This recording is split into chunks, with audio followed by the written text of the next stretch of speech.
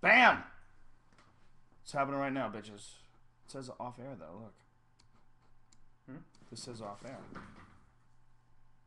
Oh, well, you have to refresh that screen. If you Oh, want to see it.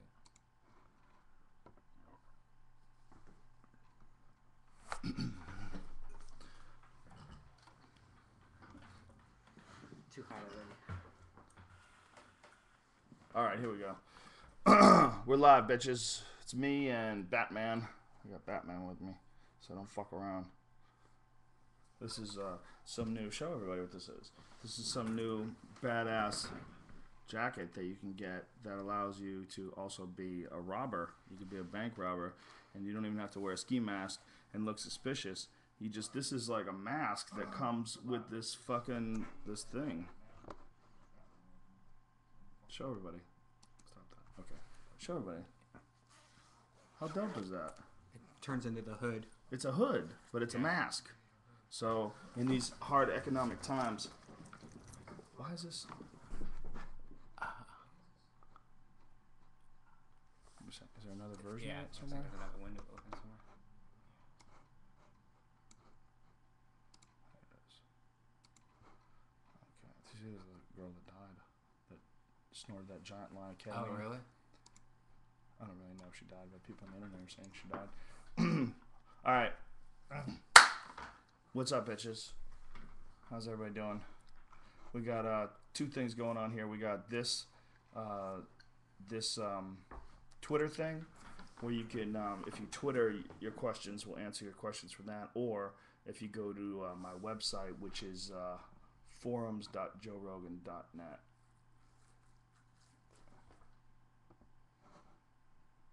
What? People asking a bunch of dumbass fucking questions. God damn it, this fella. Yeah. Hate that dude. Alright, he apologized. That's all good. Alright. What's happening, fuckers? What's going on? Give me some questions. Some good ones. How many bong hits tonight? We haven't taken any bong hits.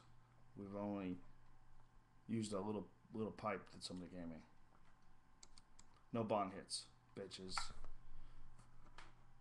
Bong hits for Jesus. Is that Alex Jones? Or is Where? this a microphone? Where? On the left. You see that? This? Yeah. It's not really Alex, though. He doesn't do it. Somebody does it for him. Well, I don't know who's doing it, but they're doing a really good job getting all the information. Can you imagine what his Christmas dinner was like? He had Charlie Sheen to talk about. He had terrorism to talk about. How somehow they connected with each other. Yeah. He'll probably have something. Well, Charlie didn't do anything. He'll probably. It's the government doesn't want Charlie out there talking about 9/11. I'm half Joey Diaz, half Alex Jones. You notice that? I'm too high, ladies and gentlemen. I'm too high to be doing this show. This is ridiculous. The weed that they have here in California is just too goddamn strong, ladies and gentlemen. It's medical. You can just buy it from a fucking store. Shit is outrageous. And that's train wreck. That's like one of the best ones you can get. I don't like how you guys are looking down at me. It makes me uncomfortable. I wish we were looking eye to eye on the same level. I'm gonna have to set this up so that we're looking eye to eye. It feels weird looking up at that thing. You need a smaller monitor. I can trade you. You're so nice. Alright, questions. Let's go to the Rogan board. We're gonna go to forums.joerogan.net, to the official 1229 Ustream podcast thread, where the questions are not limited to a gay 140 characters. That shit's ridiculous. Do you think there will be one world government in our life, or do you think it will act, and how do you think it will actually affect us? I think that's possible. It's very possible. If they can get the money sorted out between all these fucking scumbags that run these world governments, yeah, they would all agree to one gigantic system of government. The problem with one gigantic system of government is, though, even though it would be harder for corruption, it's also harder to keep people in line, because you have to have enemies. You have to have, like, you know, the Turks hate the fucking Iranians, hate the this, hate the that. If you don't have that conflict, it's very difficult to keep people in line.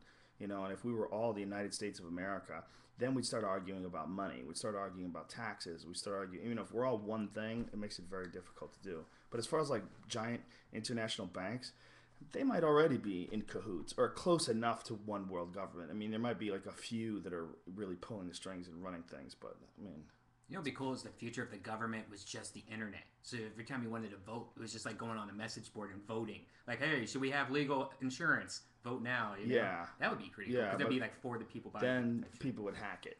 Yeah, you know, it's all good on paper, but you know, anything that you do on the internet now, like dudes who play poker, you never know if you're playing poker against a real dude. You know, you could easily be playing poker against a computer, right? I mean, I don't know what kind of programs they run, but it seems to me like at this point in time, people can hack just about anything.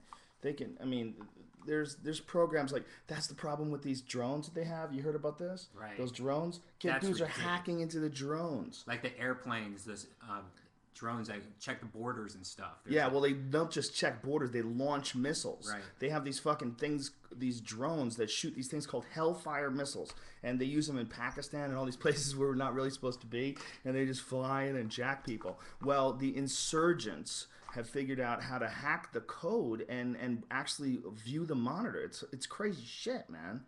Speaking of crazy shit, I really do have to take a shit. We planned this out bad, so I'm gonna take a shit and Brian's gonna answer questions. And that's a $29 program that they use just to hack our videos. So you answer questions, I'll be on the bowl. I can answer questions from here too. There's a toilet in his office. What is your opinion? Let's go back to Twitter.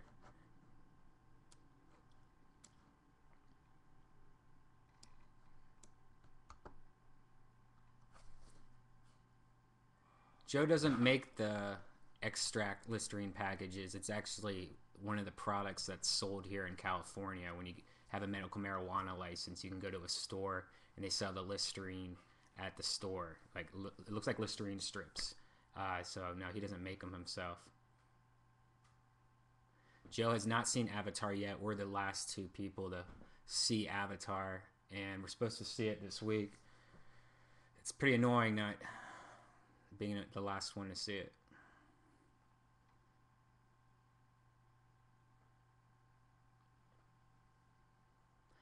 Underwear bomber was staged. Any thoughts? I have no idea what that means. The dude from the airplane. Staged? Undercover. By who? The government, man. For what? The government. So you can check your laptop? Yeah. I think he's just a retard. No, yeah. Joe just thinks he's a retard. I think it shows you how fragile our system is. That one guy can do one stupid thing and the whole world grinds to a halt and security takes 5 hours now. You guys probably didn't hear that, but he thinks it's pretty ridiculous how one guy did all of that, and that's how bad our security is, and now shit's all fucked up from that one dude. Yeah, security lines are 5 hours long now. Right. One guy. It shows you how fragile this system is. Joe is not. We're not reading the chat on Ustream. Joe is only doing the Twitter. So if you have a message, Joe will answer it if you put on Twitter or Joe Rogan's website, which is forums.joerogan.net. He's taking a shit right now, so he'll be right back. So important. I have to take the shit or I wouldn't be able to concentrate. It's the coffee. Sorry, it's the Starbucks coffee. Let's see. Let's go back to the...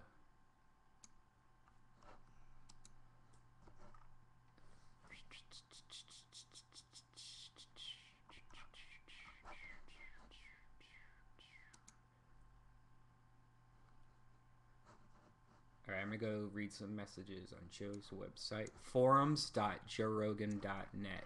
Joe will be right back.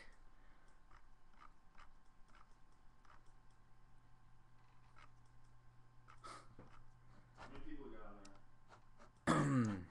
Let's go.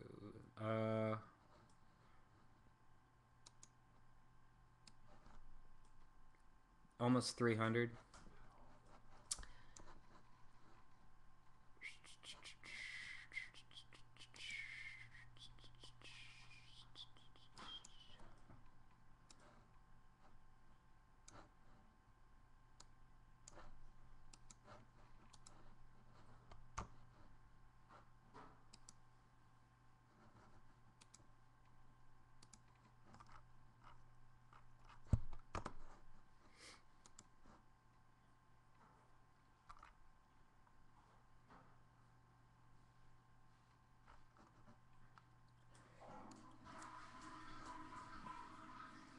Yeah, I have the Darth Vader Mark Echo sweatshirt also.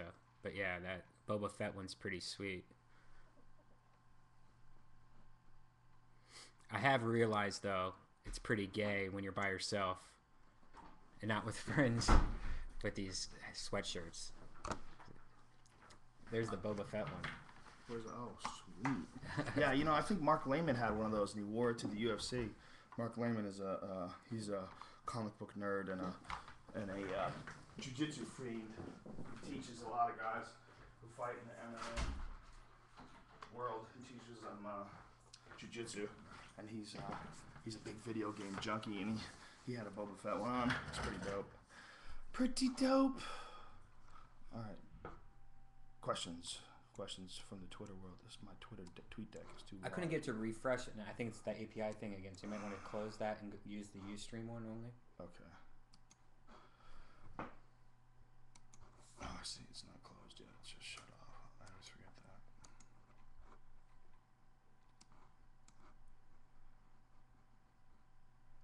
that. All right.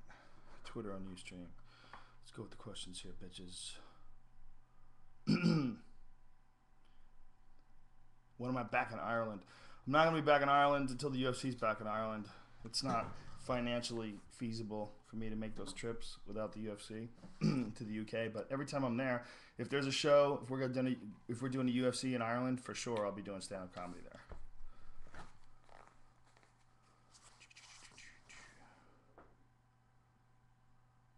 They could hear the flush. They could hear me. Did you hear me take it down? It was so strong. I couldn't resist it. I knew I had to go. I didn't want to. I wanted to be able to just man up and push through the whole Ustream, but I was like, I'm going to do a bad job because I'm going to just be thinking about this dump I have to take. So what were we talking about before I took off? Because it was kind of important stuff.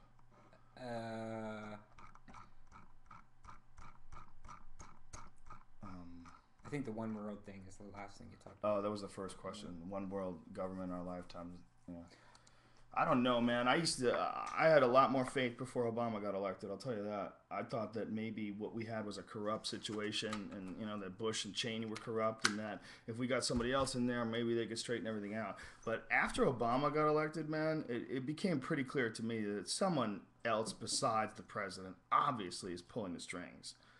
Obama didn't want to send more troops. Obama didn't want to go to Afghanistan, to bring more people to Afghanistan. He wanted to pull out of Guantanamo Bay and close Guantanamo Bay down, all that shit, but it's not. I don't think he gets to say what the fuck they do. Or he was just saying that kind of shit to get elected.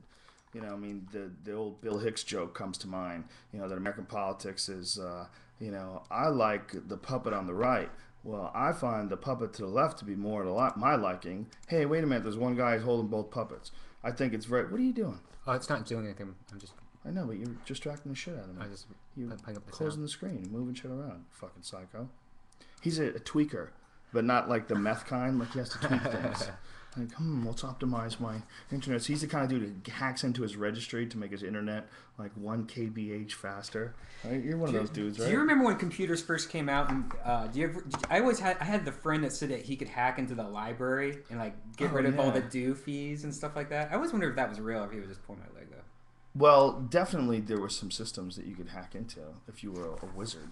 You know, isn't that what? Well, Mitnick did a lot of shit with like phone calls, right? Didn't he like get information from people? Yeah. Like it wasn't even that he was like this great hacker. It was just he was kind of like a con man. By the way, did you read that they just hacked the 21-year-old code that scrambles our phone calls on cell phones? So now, and the hackers put it on the internet so anyone could have it. So now, I mean, of course, it's probably not going to happen to us anytime soon, but now there's actually people that have the code they can listen to your phone calls. Listen to your phone calls. Holy shit. But it's a 21-year-old code. It's like a 64-bit code. I think that's where the world is headed to. I think that's the future. The future is there's not going to be any private information. I think what we're seeing with like this Tiger Woods thing, I think we're seeing the future of things to come. I mean, with him, it's obviously that he's a celebrity, but the way that everybody is swarming after this information. Me too, man. I can't fucking put down an Us Weekly. If I see an Us Weekly at the market and there's some new Tiger Woods information, I grab that. I can't fucking help it. You know. Well, I think eventually there's not going to be any secrets. I think eventually we're going to get to a point where the way information is being distributed, it's changing the way we feel about information. I mean, it's a weird with celebrities. It's one thing, you know. We're looking at it like, well, these are famous people, and you know, it's like they give up that right once you start, you know, putting yourself in the public eye. You give up that right to privacy. Well, eventually that's going to happen. Like it's happening with Facebook accounts too. Like girls are doing stupid shit in their Facebook accounts, and it gets all the internet. And they go, well, you know, she gave up her right when she put it on Facebook. Well, it's like that new Google goggles where you can just take a photo of anything and it figures out what it is and then searches it for you. So you can now like go to if you see like a can of pop, right, you can take a picture of it. It knows what it is, Googles it. But you can. It's starting to get where you can. They're going to do it where you can do flowers and plants and anything. So pretty soon everything's going to be Google searched. So there is no privacy. So while I'm here, I could. You know what I mean? Like yeah. Yeah, I mean, eventually, I'm sure that shit is going to make its way into your house. Well, it already is. Google goggles came out on the Android. No, but I mean, you'll be able to search someone's house. Oh, yeah. Take a photo, and you'll be able to go, oh, this guy lives at 97 Woodcrest Road in Palomia. 5 years ago, you put a picture on your Facebook, a Christmas photo that has like your bookshelf in the background. Now, present day, that's going to start researching every single book that's on your shelf, and it's going to put it in a database somewhere and a GPS location. You know what I mean? So like when you're searching for something, you're going to be like, oh, Joe has that book at home. I think what's happening with Twitter and what's happening with Facebook and what's happening with just the internet in general is there's way more connectivity between all human beings, and a part of that is access to information. So that information is not going to be like it is now. It's not going to be private. I think eventually technology will come to the point where lying will be absolutely impossible, and you will know everything that everybody else knows. And everyone's going to try to hold back on it for a while because people have a lot of dirty secrets. They do a lot of creepy shit. But I think ultimately it's probably going to be good for everybody. I do think that that's where we're headed. I think we're headed to a point where everybody has access to all the information that everybody else has, and not just like you go on the internet and you search for it, not like in a rudimentary way where you have to actively look for it. I think it's going to be right there. I think there's going to eventually come they're going to eventually get to a point where there's some sort of technology that's created that allows human minds to interface with other human minds. I think that's definitely where this is all going. I mean, when there's talk of neural implants and all these different things, people think that's all crazy, but that's a small step from where we are in comparison to where we were just a couple hundred years ago. I mean, a couple hundred years ago, the fastest mode of transportation was riding a fucking animal. Think about that. You had to ride 300 years ago. The fastest shit on land is to ride an animal or have an animal pull you behind something with wheels. Or slave. Yeah, but slaves can't run as fast as animals. Some of those guys can. No way. Not a horse. This guy's an idiot. Can't even believe I'm doing this.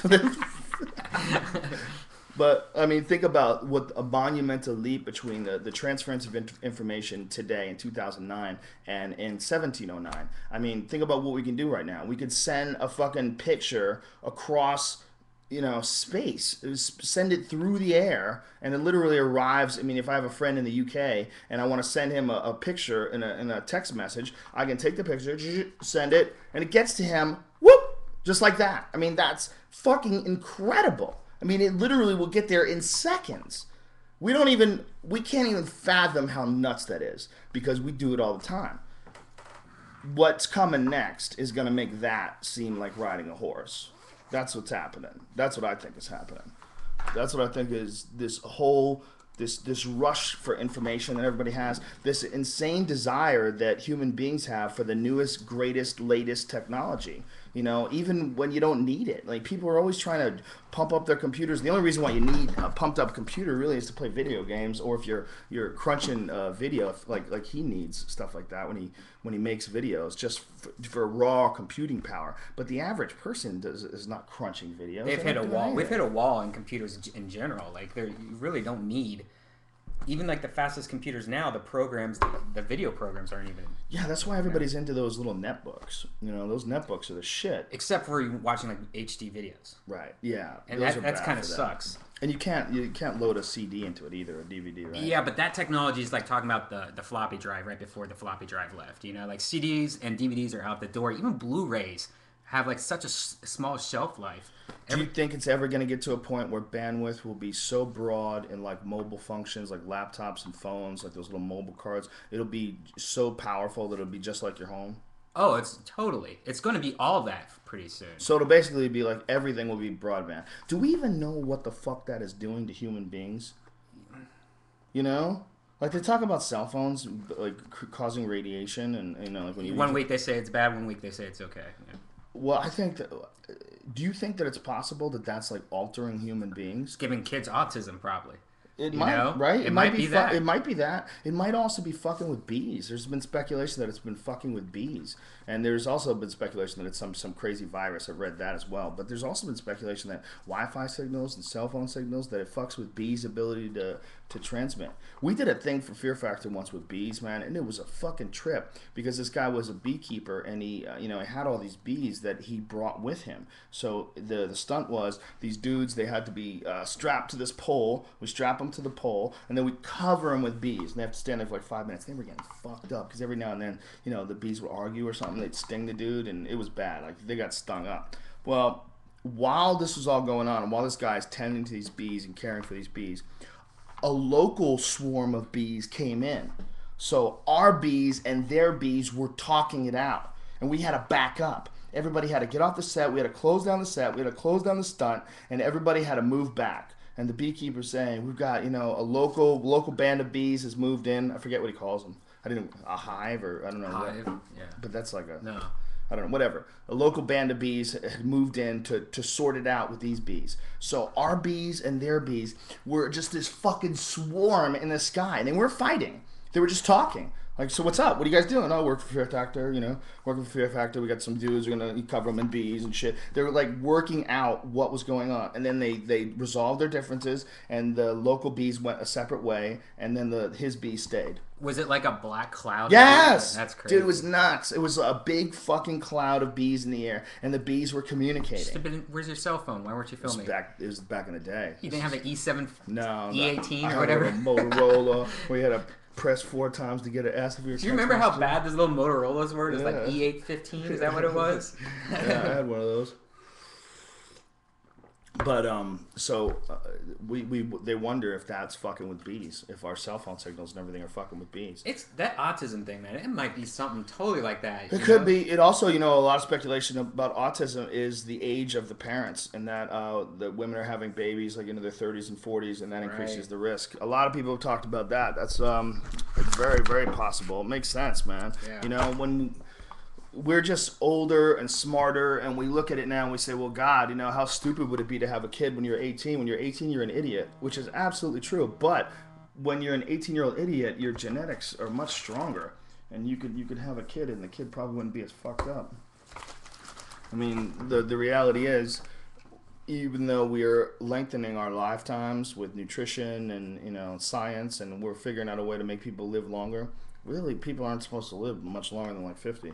I mean, back in the day, if you lived to be 50, holy shit, you pulled off an amazing thing. But not anymore. Now, people are living to be 110, and you got Sylvester Stallone at 62 years old, he's fucking yoked and shredded. Things are getting very strange now.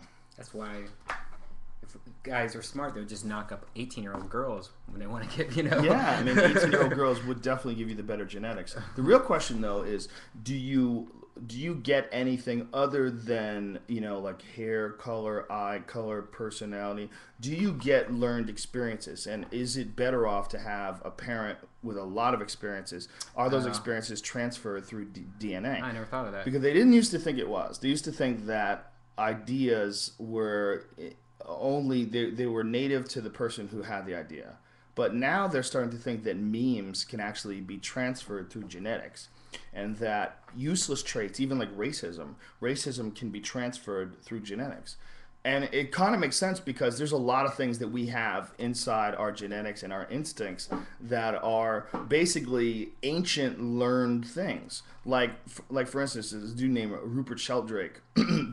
Rupert Sheldrake is like this evolutionary biologist dude, and he pointed out that children that live in New York City, they don't have dreams about like muggers or car accidents. They have nightmares about monsters, about scary monsters. And the reason they have nightmares about scary monsters is because back in our heads, somewhere deep in our DNA, we remember back when we were like monkeys, when we were these little apes hanging around in trees, and you're running away from big cats. And that shit is always in our head, because that is like the number one thing that was that fed off chimps and apes is big cats. Big cats are constantly killing monkeys and chimps and apes, and that's like when they find like old human beings, like the evolutionary versions of human beings, subhuman hominoids. They find all their skeletons, like a lot of them have like big fucking cat bites, big markings. So that's like some memory that we have ingrained in our genetics, in whoever the fuck we are. It's very possible that if you're like 18 years old and you fuck a chick and she's 18, you're both retarded, you're gonna have a dumbass kid. I mean, that might be. I mean, it might not just be your hair color and your eye color and how tall you're gonna be. It might be your actual experiences and your human potential. Like at that second. Yeah, maybe. Yeah. Yeah, maybe if you're a loser, like if you're a fucking drunk, if you get hammered and you're fucked up and your life is in the toilet, and you bang some chick who's on the rebound, and her old boyfriend used to beat her, and you shoot a load in her, maybe a kid would be just like really fucking dumb and prone to make terrible mistakes. Right. I mean, maybe he can get past it, but maybe his inclination, like maybe we start off in a certain place in life, not just based on the economic situation that our parents are in, and and who the people we grow up with, and what our maybe it's our position starts out based on what the parents were thinking and doing when they fucked and conceived you. Like maybe if that's the lowest point in their life, not even because of the way they raise you, they could take you away and raise you in an orphanage somewhere, totally different, but your potential is limited by the circumstances in which you were conceived. Do you think that's possible?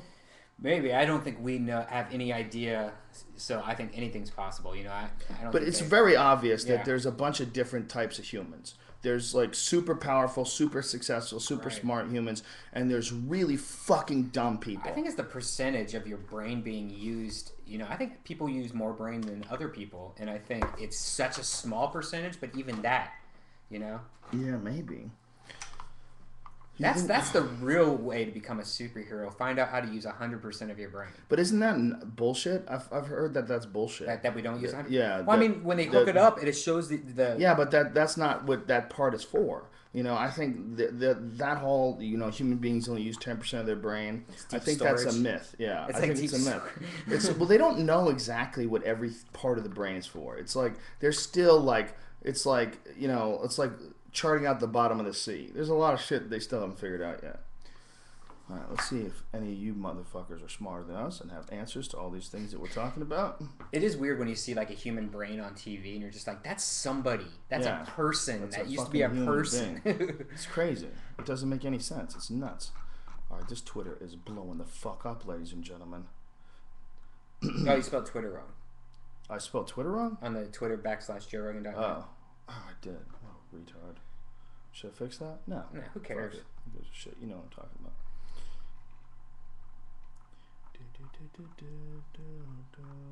Damn, a lot of questions. Should watch A Scanner Darkly. Yeah, you know what, man? A Scanner Darkly is something that I bought a long ass time ago. I got it on DVD, and I just have never gotten around to watching it. I tried to watch it. I stopped. Anti-Chris. Why did you stop? I don't remember. It just wasn't that interesting to me. Damn, you hear that shit, Chris? Motherfucker said it wasn't interesting. You're recommending it, and he's saying it's whack. Keanu Reeves, man. Keanu Reeves is tough action. Has there ever been a guy that more universally panned as an actor, but more incredibly successful? I know. I mean, he blows them off the fucking He charts. slipped by every time. Oh, here's something that I needed to tell you. They actually had a Playboy article this month that there was a Roadhouse video game being made a few years ago, but the company went bankrupt. A Roadhouse video game? Yeah. Just like the Patrick Swayze movie? Yeah. That's the greatest bad movie ever. It's right up there with Showgirls. If you haven't seen Roadhouse, I don't know what the fuck is wrong with you. If you haven't seen Showgirls, drop this chat and either download it or go to the video store and do something. You gotta watch Showgirls. Showgirls is awesome. Just a quintessential movie where the people who are doing the movie were just gacked out of their fucking minds on cocaine, and they made a terrible movie that makes no sense, and it's so bad that it's good. It's like perfect. It's just one of those movies that just perfectly crosses over into parody to the point where you could watch it over and over and over again, right? I've only seen it twice. Showgirls is awesome. But Showgirls and Roadhouse are both basically the same movie. They're both movies where it's like they got people that were just full of themselves enough and just underestimating the intelligence of the viewers enough and just hack enough and just, they just followed the dumbest formula lines possible. And the difference between Roadhouse and Showgirls, though, is that Roadhouse seems to be raw stupidity on its own, whereas Showgirls is the most obvious cocaine movie of all time because it's just so dumb. Like, you had to be on coke to think that that was a good movie. Like, if you made that movie and you weren't on coke, you would watch the dailies and you'd be like, what the fuck are we doing? What are we doing? What is this movie? But if you're on coke, you're like, yeah, it's fucking awesome. Give me another line.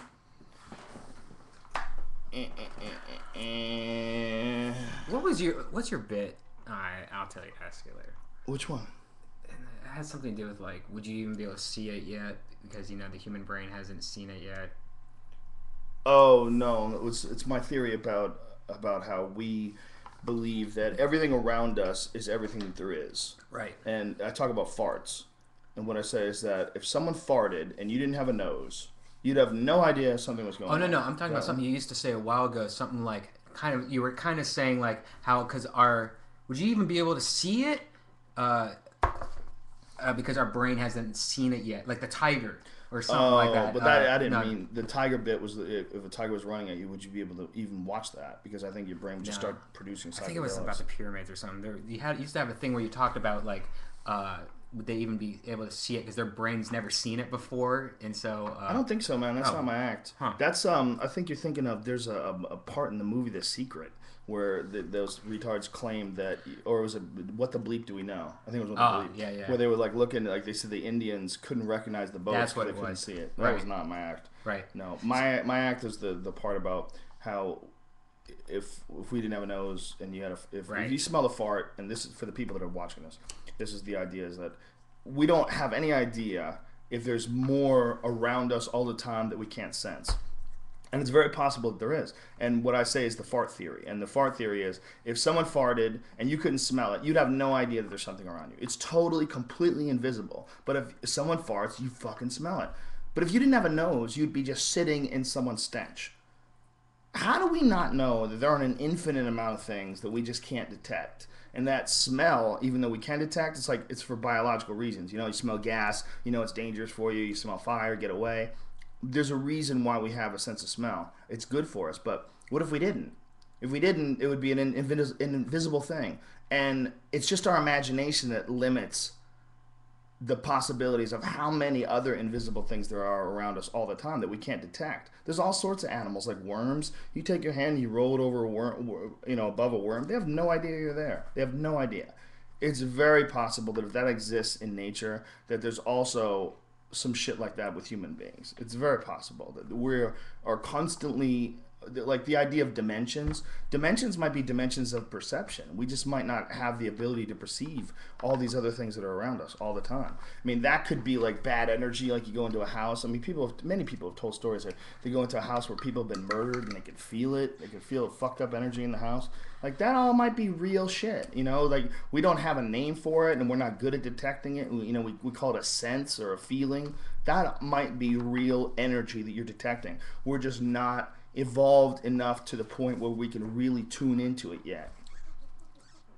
Why is it that we like smelling our own farts, but not somebody else's farts? My farts are delicious. Do you think it's just like I don't know. Do you think we would enjoy it if we made ourselves like to, you know, like if you forced yourself to smell my farts and enjoy it, like make yourself enjoy it? You'd have to be one of those sick dudes that wax off to fart porn, you know? Because there's dudes that do that. There's dudes that like walk, oh yeah, fart baby. There's dudes that like that. That's real. But I've never heard of anybody who likes their buddy's farts. That's weird though, isn't it? It's crazy. It's very weird. But meanwhile, I enjoy my own farts. Right? I love my farts. Everybody does. If you're in your car and you feel a hot one and it blasts you, when you do this, you start blowing, you're smoking. When I'm in the shower, I cut my hand around my ass and I call it the Donald Duck because it goes, like it makes a Donald Duck noise when you. And when I fart and it doesn't smell, I'm always disappointed. Yeah. Like if I fart, nothing. Oh, that's worse. Yeah, but like if somebody else farts, like on a plane, you're like, oh, you motherfucker! I can't believe you did that. Why is that? We should love it. I know. Because it smells the same. It's not like your farts smell different than mine. Well, with our farts, I think we get a little reward, like, oh, you're getting all this bad stuff out of your body. But with other people's farts, it's like, oh, you stinky fuck. You know, it's not the same reward. Weird though. Is there any other smells that do that? I don't like to smell my shit. I don't like that. Yeah. I'll tell you that. I don't like that. Neither do I. When I take a nasty dump, I'm like, oh, get me out of that room. Right. I don't, when I go back in, like I would blow my nose or something like that, and go to get some toilet paper. Yeah. Oh, what the fuck? That was my shit? Yeah. I don't like it. But I do, that's funny, man. You do, like, if you ever have to shit outside, you ever have to take like a shit in the woods? Yeah. That's the worst. Yeah. Because there's no water or anything. Right. It's just steamy, stinky fucking dump on dirt. Yeah, it's gross. It smells horrible. Nobody ever like is like sitting there sniffing their pile of shit and getting all happy about it. It makes no sense. Yeah, it doesn't make any sense. It's like, what is the evolutionary reason for that? You know, what is the reason? There's probably like the cure of AIDS somewhere in that. Something that like researchers on. I'm not going to research on farts. What do you think? Okay, what do you think about all these dudes? And there's a bunch of scientists online. Like, what is that? There's just one guy that's at the head of the cause, Peter Duesberg. And they're all saying that HIV does not cause AIDS, and that HIV is a very weak virus, and that the only reason why HIV exists in the systems of these people that have AIDS is because their immune system is so compromised that it can't even kill off HIV. Well, I think it's really weird that most of the people, it seems like, that have AIDS are drug users and gays. Yeah. So they're going to have it has something to do with the immune system. But then you get fucking, what's his name, the basketball player that had fake AIDS. He doesn't. Well, that's the other thing is that people test negative after a while. Like, and they're the rich people. It goes into the rich people, and then it goes into a dormant stage. Yeah, I mean, Magic Johnson had AIDS, and now he's doing like mattress commercials. Right. You know. Right. It's like crazy. Why is he doing mattress commercials? He didn't get. You know, he spent a lot of money on AIDS medicine. Yeah, I don't know, man. I guess, I mean, they probably pay him millions of dollars to do any commercial. He's still got a good name. How much mattresses, though, are you going to sell to pay that $1 million? How many more of these basketball players, all these dudes who you know are out there just fucking banging chicks left and right? They must be freaking out about this Tiger Woods shit. This Tiger Woods shit will throw a monkey wrench into your endorsement deals. And, like, if you're, like, a Michael Jordan type of dude, like, that's, like, where those guys make the bulk of their cash, is in endorsements. You know, that's why this is so dangerous to Tiger Woods. It's not that Tiger Woods can't go out there and still kick ass in golf and say, fuck you, I can do whatever I want. He can, but he can't because the endorsements is where he gets all his cash. Well, look at Letterman. Same thing. It's like it's blown up this year. 2009 sucks. No, it doesn't suck. It's what I was talking about before. I think what we're seeing in celebrities is going to be mirrored in human beings. We're seeing more access to information. We're seeing less secrets. Right. I think it's a trend. I think it's a trend because I think that's eventually what the human race is going to come to. It's going to come to a point in time where there is not going to be any secrets, and that's a good thing. There's going to be full information disclosed from you to me and everybody. And what it is the convergence of all human beings. That's what's going to start to ignite the convergence amongst all human beings. It's going to be full access to information. I know everything in your head. You know everything in my head. It's pretty weird, man. It's pretty fucking crazy, and that's where it's going. It's going through technology, And this is what the internet's about. This is what Twitter's about. This is what this Ustream chat is about. This is what all this shit is about. It's about a convergence of human beings. Like human beings are eventually merging into one thing. I mean, that's the whole ancient line in Eastern mysticism and each Eastern religion is, that we are all one. We are one consciousness. Like the Bill Hicks joke, experiencing itself subjectively. That's the Timothy Leary ideology, the ideology of all the psychedelic heads, all the people that really got into like heavy duty psychedelic drugs. Is that it's this one thing, and that we can't recognize that we're one thing because we have ego, and we have survival, and we have all these things, but that our technology and the technology forcing us to evolve, that the access to information that technology provides eventually will cause all human beings to converge and literally be like one consciousness. If I know all your thoughts, I know all your information, and we have an access to it, an interface that's much less crude than what we have now with typing and with researching or watching documentaries. What if it's like an instant access, a human neurotransplant, something that allows all of us to link up our minds together? That's not that outside of the realm of possibility.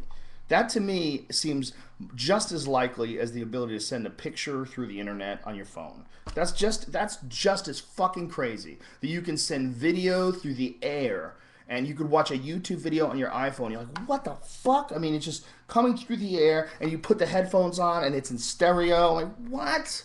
That's going through the fucking sky. It's just as likely that human beings are eventually going to come to some sort of a technological invention, something that we're going to come to something that allows all human beings to interface together. It might be through this thing, it might be something you put on and everybody else that has it on all links in together, or it might eventually become something you put in your body, or it might be something they broadcast through the fucking air that links people together. I just can't wait till it gets cheaper to be able to like upgrade your body parts. Like I want to have better eyeballs. I want night vision. I want to have fucking Twitter. I want a new eyeball. Did you hear about that woman that they made her a new bladder? Yeah. They made a woman a new bladder out of her. They took her own bladder. They scraped the cells together, and they grew. Yeah, they grew it. I don't know if it's stem cells. Yeah, it's stem cells. Yeah, it's stem cells. But I know they grew a new bladder for her in a fucking petri dish, and then installed it in her body. That's crazy. A bladder's just a kind of a bag for piss, but that's going to happen with other shit too, man. Eye transplants are crazy too, though. That's amazing. You like imagine Jessica, my friend's uncle died, and they donated their eyes and helped somebody see that can now see. And they got a letter just to let you know your uncle's eyes were donated to so and so person who can now see. And they send them a whole letter. So you can imagine somebody who's dead now, but their eyeballs are still being used. That's incredible. That's like a nightmare. That's like a horror movie, right? Like, well, I heard about I was listening to the Art Bell show about some lady who donated her, or she got a liver from somebody in an operation, and right immediately after the operation, she started having cravings for whatever this dude used to like. Are you serious? Yeah. That's fucked up. Yeah, cravings she never had before, and then she found out the dude really liked to eat this certain type of thing. Very strange. Now, I wonder if you got a butt transplant, if you like that person's farts, if you like your own farts still, if you got somebody else's butt. People may ask the weirdest questions. Dawkins 20. Look at this. Bill Hicks, the comedian. How are they the same guy? What the fuck kind of question is that? What does that mean? That doesn't mean anything. That's not. How are they the same guy? He's one guy. How are they the same guy? What? Alex Jones is Bill Hicks. That's so stupid. This is people believe Alex Jones is Bill Hicks. I met Bill Hicks. I'm friends with Alex Jones. They're not the same guy. Isn't that retarded? These people cannot be serious. It has to be a joke. It's right? an internet meme. Right. Because if you guys are being serious about that, you guys are fucking retarded. Yeah, that's pretty silly. All right, let's go with some questions here. Magic Johnson's bought the cure for AIDS. Yeah, Magic Johnson. Great South Park episode too. Oh, is all it really? about that. The cure for AIDS. There was no better South Park episode than the one where the gay dude had a whore off with Paris Hilton and shoved her up his ass. I remember watching that going, how do they get away with this? You don't pass on circumstances, but you can pass on the psychic ability to create them. All right, Christine M. Velez. How do you know that? Do you really know that? Or are you saying maybe? Maybe that's what's happening. But you don't know. The psychic ability to create them. Do, do, do. Have you ever met anybody that says that they're a channeler or says that they're psychic that isn't a fucking retard? Have you ever met anyone? I don't believe any of it. Every time they do it, they're like fucking scam artists to me. Yeah, I've never met one person that says they're a psychic or says they can channel that isn't retarded. They're all retarded. But then it's like almost like, do you have to be retarded to be able to do that? Like maybe you have to be like some sort of a person that can. Like you're so socially inept, you're so clueless to how other people perceive you that you can achieve certain frequencies that other people can't. Is that possible? Anything's possible. Can I get Alex Jones on Opie and Anthony? I don't think so, man. I don't think that's a good idea. I saw what little Jimmy did to Jesse Ventura. Oh yeah. I don't think we'd like that. Yeah. Alex Jones is not the kind of guy you're supposed to like argue with like that. You're supposed to enjoy his company. And ask him questions, and then we start talking about the New World Order, black helicopters. Ladies and gentlemen, I see them outside my window every night. You tell me I'm crazy, but I see black helicopters outside my window. So what is going on? You don't argue with that dude. You go, damn, man, motherfucking black helicopters. That's what you're supposed to do. You're not supposed to like. And I think if I was in the room with Jesse Ventura, I'm certain I would have handled it different than Jimmy did. But Jimmy's one of those dudes where. Jim Norton, fantastic comedian, funniest guy on radio, without a doubt, by far. He's one of those dudes that when he, when he's in the face of someone who's like a bully, he doesn't like that shit. He doesn't stand up to that shit well, and he feels like that Jesse like has this slow burn in his eyes, and I'm a Navy SEAL and all that shit, and that you're supposed to listen to him because of that. And Jim Norton just ain't buying that, and that's why Jimmy just shut him down and clowned him. That's just what he does. He's not good at people being bullies. I respect that.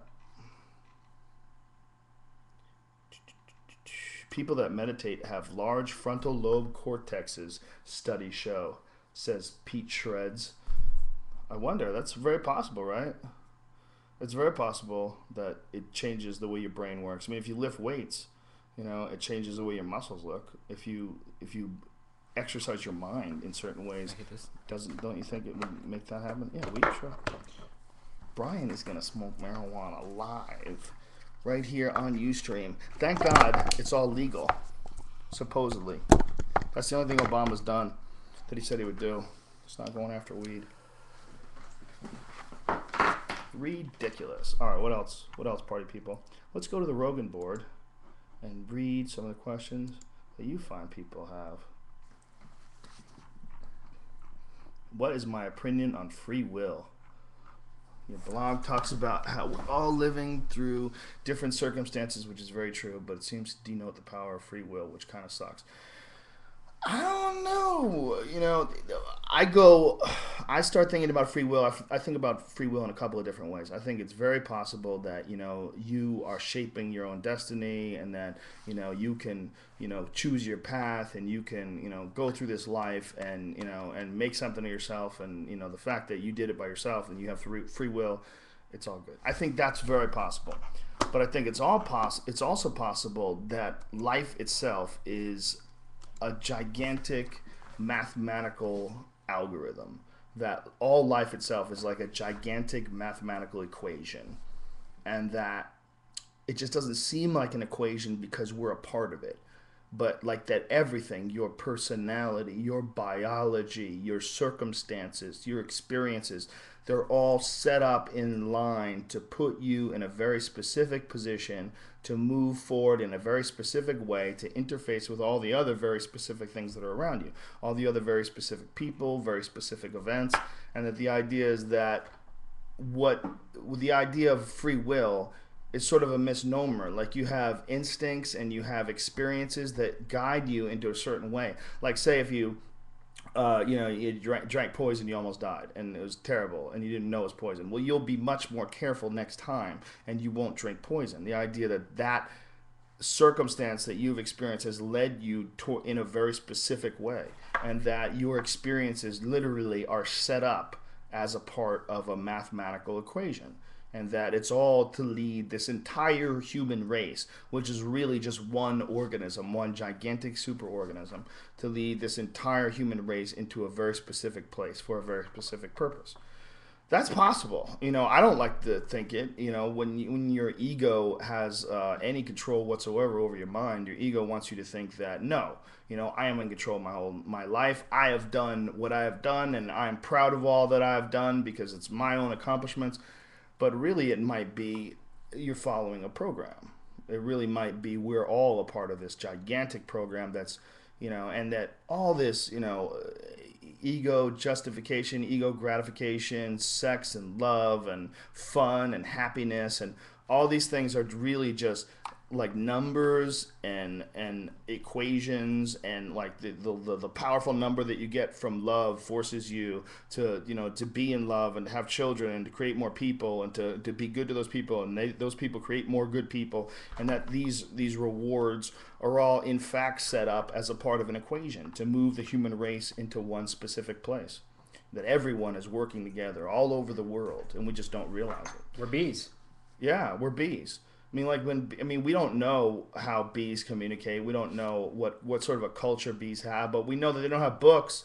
They can't study their past. They can't study their history. How conscious, how aware are they? And are they just going through the motions because that's how they're programmed? And if that's the case, with wolves and bears and every other animal that sort of goes through these natural motions to achieve a specific result, maybe that's what we're doing. Maybe we're just doing it, and it's way more complicated, because what we're doing is we're actually changing our environment. We're changing the world. We're creating computers and creating technology, and we're involved. We're the only animal on the planet that's involved in this symbiotic relationship with another life form, and that other life form is technology. If you don't classify life as something that has a heartbeat and something that bleeds, but if you classify life as something that evolves and changes and grows and something that is like inexorably linked to human beings, technology is just like a virus. Technology is just like some sort of a bacteria that's in your system that you can't get out of. Like you have a lot of healthy bacteria in your body all the time, and that's like you have a symbiotic relationship with this healthy bacteria, and it keeps you alive, and it actually fights off other bacteria. That's what probiotics are. That's what acidophilus is. You're taking in a live culture that will be your warriors, and they will fight off bad bacteria. Well, it's very possible that that's what technology is. That technology is a life force that we are interfaced with. And we have a symbiotic relationship with this other thing, and we need it to keep us alive. We need it to keep the power on, to keep us warm in cold climates, to make sure your car gets you to work, to make sure that the airbag goes off to save your life. And all this shit is designed to help us, but in turn, we keep it going. We look at old cars on the side of the road that are broken down and dead, and those things are just like dead bodies. Cars that are old that stay alive, that's just like, when you're like, wow, that's fucking cool. That's just like seeing an old man at the gym with big muscles, like, holy shit. Literally, like, technology and things that we create, we are helping those things evolve. We are helping those things evolve with our materialism, with our obsession with technology. We are trying to always constantly get the newer, better, cooler shit. And in doing that and in supplying that, we are forcing people to work in that industry and continue to evolve technology. It's very possible that it's all one fucking big thing. So, that's my opinion on that. What do I get for Christmas? Your mother's pussy. Oh! What's my opinion? Oh, this is too trippy. Some people just get way too DMT on me. It's the extreme hippies that follow you that are weird to me. Yeah, this is dude's question. This is Entheo Shaman. What is your opinion of the non-ordinary reality accessed by DMT and other entheo substances? Entheogens are, I think the literal translation is something that connects you to God, but it's psychedelic drugs. Do you feel there is much to learn from this version of reality? How can it be applied to ordinary reality? That's the real problem with any psychedelic drugs, whether you're doing salvia or doing DMT or smoking weed. It's like, are you bringing any of that back? Is it enhancing your life? Do you think anything enhances your life? I don't know. That question to me seems like he wrote it in the garage with his car running. With a hose inside. What do you think, man, of the DMT? What's my take on Charlie Sheen? Charlie Sheen is a dude who's friends with Alex Jones, like me, but he's not laughing. He is a 9/11 conspiracy buff. He's an actor. He knows every. That's a problem. that he might have just nailed it. He's an actor. Actors are tough action, man. I mean, I know a couple actors that are pretty cool, but not that many. Most of them are really annoying. Somebody said it best that actors are like comedians, but with no punchlines. They always want to talk and they go, shit. They're not giving you anything back. At least like when Joey Diaz is talking, like you're gonna be laughing and you're gonna enjoy it. You want him to talk, but actors just talk. You know, actors always have the answers too. Like if you're talking to actors, very rarely does an actor want to admit that they don't know why something is this or something is that. Why they always have opinions, like really poorly thought out opinions, whether it's on politics or war or anything. Have you recently followed somebody on Twitter because they just tweeted too much? I just unfollowed them? Yeah. No, I hardly ever unfollow someone. The only time I block people if they just looking to have arguments with me. I'm just like, ugh, boring. But I follow the dumbest motherfuckers. I follow so many dumb people. I don't even want to tell you what they're doing. I don't want to tell you who they are because some of them are just fantastic. They're fantastic with their terrible tweets. I just unfollowed Kevin Smith the other day because Really? he literally spent 2 hours replying to every single person that has wrote him in like the last 2 months. And you did it because it blocks up your thing? It was all him. I had no one else. I'm like, oh, next page. Are you serious? Yeah, next but don't page. you like him though? I do like him, but that's bullshit. The dude needs to learn how to fucking use Twitter. Well, how are you supposed to do it if you don't reply? Direct messages to all those people. If you're gonna Really? waste all our time, we don't care what this answer this question is. And if you do, Yeah, put but that on the a direct different website. messages. The problem with the direct messages is that everybody else can't see it.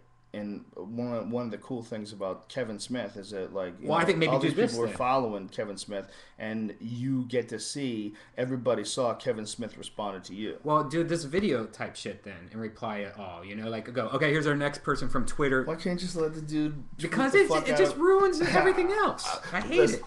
I met Kevin Smith and he's cool as fuck. Oh, so he's I would, cool as all. But fuck that guy. I will never With Twitter. unfollow him. He could put pages of shit on my Twitter, and I will keep it going. Dude, I love the dude. Scroll. I love the dude, but that's just uncalled for. What do I think of Ben Stein calling Ron Paul anti-Semitic? I don't think about it at all. It's hilarious. Those two old queens. I would love to see Ben Stein and Ron Paul sucking each other's cocks. Yeah. I would pay $1,000 for that video. Have you seen Bruno yet? No. I have that on video too. It's another thing I haven't watched. Dude, watch it. And it's the whole part with Ron Paul in it. Ever since I've seen it, I always look at him and he looks like an old queen to me now. Ever since then. Ron Paul. Yeah. Just how he handled that. He handled I don't know. Well, he's super religious, so Right. it's possible he's gay. Right. If you're really intelligent and yet super religious, I always gotta go, all right, what's going on? What are you doing? Blowing guys? What are you doing? It's weird.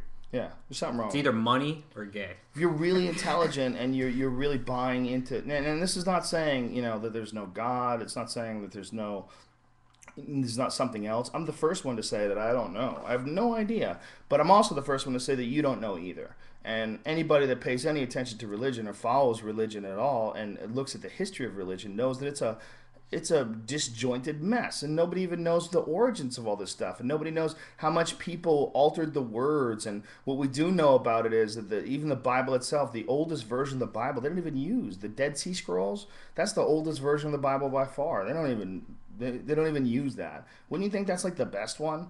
Wouldn't that's like the purest version of it? No, we're still busy using the New Testament. The New Testament was created by Constantine and a bunch of bishops. They piled it together. And the Old Testament, the Old Testament, the real version of it was written in ancient Hebrew. And to this day, in 2009, they only know 3 out of 4 words in ancient Hebrew. That's 25 fucking % of the words. They don't know what the fuck it means. And on top of that, letters also doubled as numbers back then because there was no numbers. So the letter A was also like the number 1, like if you did it that way. So there was like numerical value to words that was completely lost when they translated ancient Hebrew to Latin and then to Greek. So like the word love and the word God, they have the same numerical value. So we don't even really know what the fuck they were saying. So no, I'm not saying that there's no God, that there's not something else. But what I'm saying is to follow current religion as it's practiced and preached today. It's ridiculous. It's ridiculous. So if Ron Paul's really into that, come on, man. Big old queen. What is he doing? Is Ron Paul a big old queen? Look, if he just came out and said he's a big old queen, I would still vote for him, man. I think he's a bad motherfucker. I would like to see if somebody really tried to get in there and shake up the system and change the way, the world is run, and keep us out of other countries, and to demolish the IRS and get rid of the CIA. And that'd be fascinating. Fascinating to see if someone could actually do that and not get killed. I don't think they could. You have a Kindle? Yeah, I got a Kindle. What? Just wondering. I just got one of those Sony readers. Got it for Christmas. It's cool because Google bought like all these books, and so I don't know if you can do this with the Kindle or not, but with the Sony one, you can just go to Google and download all these free books onto it. Really? And they have your issue of Kung Fu magazine or whatever, karate magazine, Black Belt. Oh, that I was in? Yeah, they have that on Google. You just. And so that's the Sony Reader. You can go and get that. So yeah. You can get any book basically for free? Well, not any book, but any of the ones on Google has like a ton of books, but they're all like old school out of print books. I think it has to be out of print. Man. I got the Kindle and I couldn't get any Hunter S. Thompson books. Oh, really? There was like one book that he wrote that was for sale, but they didn't have like Great Shark Hunt. They didn't have. Go to google.com/books and see if they have it there, and you can just download it. Wow. I don't know if it works on Kindle though. Probably. Well, the Kindle reads PDF files. It does? But when it reads PDF files, it doesn't let you enlarge the text, which is really annoying. Oh, you can do that on the Sony? Fucking gay piece of shit. I got the wrong one. Nah, I don't think God so. I think damn Kindle's it. still better, probably. And our question earlier, when we were talking about these bots, on poker sites, Poker J, who's John Carlos Alvarado, who's on the Rogan board, says poker sites catch bots with a program that can see if you click the same pixel every time you make a move, something that's impossible to do by a human. That's why you have the program go over a couple pixels every time. Brian would change the program. Right. So he figured it out already. The thing sucks. How was the shit I just took? It was excellent. Did I really forget everything I learned during the Taekwondo days? No, I still remember some Taekwondo stuff. Some stuff Taekwondo is effective. Like you see Kung Lee uses a lot of Taekwondo. He uses a lot of turn side kicks and front leg side kicks and front leg roundhouse kicks where he doesn't switch the legs. There's a lot of power in that stuff. It's not complete. And Taekwondo needs other things. It needs Muay Thai and wrestling and Jiu-Jitsu and all that stuff. But it helps. There's some stuff in it it's different. The style of like karate that Machida uses, like the leaping in and leaping out. No one knew that would work before, and because no one was ever good at it that was good at other stuff as well. And I think that's like sort of the same thing with Kung Lee and Taekwondo.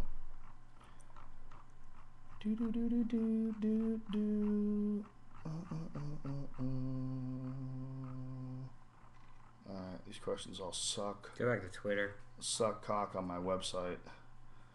You guys are a bunch of gay ass motherfuckers with your stupid ass questions.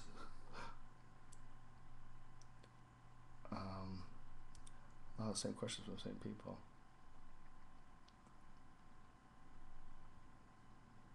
Circumcised. Here's a good question. Would you get your kids circumcised in this day and age because most guys in America are cut? No. I am not going to. If I have a boy, this new baby, we don't know what it is yet. We'll find out soon. And if it's a boy, I'm going to let him have a big elephant dick. You're disgusting, dude. What? That's so rude. Do you care what my baby's dick looks like? Because I'm going to have to watch a lot of video of it. No. No, I mean, I was thinking of that just the other day. It's so funny that this person asked that. It's not, your dick comes out a certain way. Yeah, I've seen European pornos and it covers it like a turtleneck. Dude, have you ever seen porn and just felt bad for the poor guy because he has a fucking creep dick? Yeah, when he's got a bad circumcision. But have you talked to girls about this? I don't give a fuck. Girls are like, oh my god, he had an uncircumcised dick. It was so disgusting. That kills his chances. I've talked to girls that have sucked uncircumcised dicks and then they don't care. Really? It's a little different, yeah. Yeah, any girl that would care is a cunt. It's good. It'll keep cunts away from my boy. Some picky cunt who doesn't like a uncircumcised dick. And what's your why? Why do you just think it's just mean? It's ridiculous. It's totally unnecessary, and it feels better supposedly. Do you need? I don't need help coming faster. It's not a help coming faster. It actually feels better. It's more sensitive. It's not whether or not you come fast. It's more enjoyment. Silly, man. I'm not getting my fucking kid circumcised. It's ridiculous. Man. That's ridiculous. I hate You're a fucking weirdo. I'm so glad. I'm just like that's something I weirdo. think every day. I'm like, thank you, Dad, for. Oh my god! There's websites out there where dudes try to regrow their skin. It's a long-term process to recircumcise their dick. They stretch it out. They have like little things, like an attachment that you clip onto the tip of your dick. They get more infections and like dirt inside there, and it's like if you have clean your dick. That's my answer to that. Clean your fucking dick. Look, how hard is it to wash your dick? I hate dirty dick people should not have no circumcisions. But if you're a cleanly person, like you should be, like my boy will be, he will have an uncircumcised dick. God damn it. Have you ever? Oh, I think we already talked about that. What? Have you ever ate out a girl that had really long pussy lips? Yeah, I like that. There's one where like it just stretched probably that far. It was like chewing gum when it was in your mouth.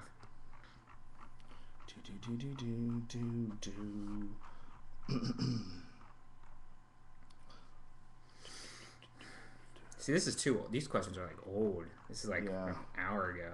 I know, that's the problem. Mark Hayden funny? His Twitter sure is. His Twitter's the bomb diggity.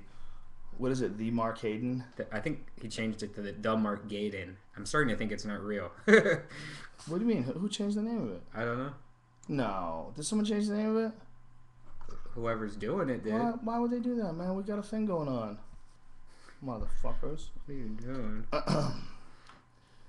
Do you think on our lifetime microchip system like they do with dogs where it's scanned instant access? Yeah, I think that's going to happen. Yeah, I think it's very possible that there's going to be some sort of a microchip thing where human beings are going to be scanned into a database. The real problem is there's so many fucking people. There's so many goddamn people. How do you do that? How do you keep track of it? Who's going to watch it? Like people used to say, oh man, what if your phones are bugged? Who's bugging these phones? Workers? Government workers? How many people are they watching? Is there one person for every person out there? Are they just circling on you because they know you sell pot? Like, come on, man. How many fucking people are out there that could actually be monitoring people's phones? Well, now they have the technology where they can just sit there and record every single phone call, and it transcribes it like Dragon Speak, but times 50 technology, and it pretty much looks for keywords like money, drug, you know. Yeah, that makes sense. I've heard that before. That there's things like video programs, like what's it called, Predator or something like that. They had one that was would go through the internet and would search for like Al Qaeda, search for terrorists, search for certain specific keywords. Peak oil versus science. You know what, man? I think they're gonna figure out some other shit besides oil. I think it makes sense. I think there's a lot of stuff they could do with agriculture. There's a lot of stuff they could do with hydrogen. There's a lot of stuff.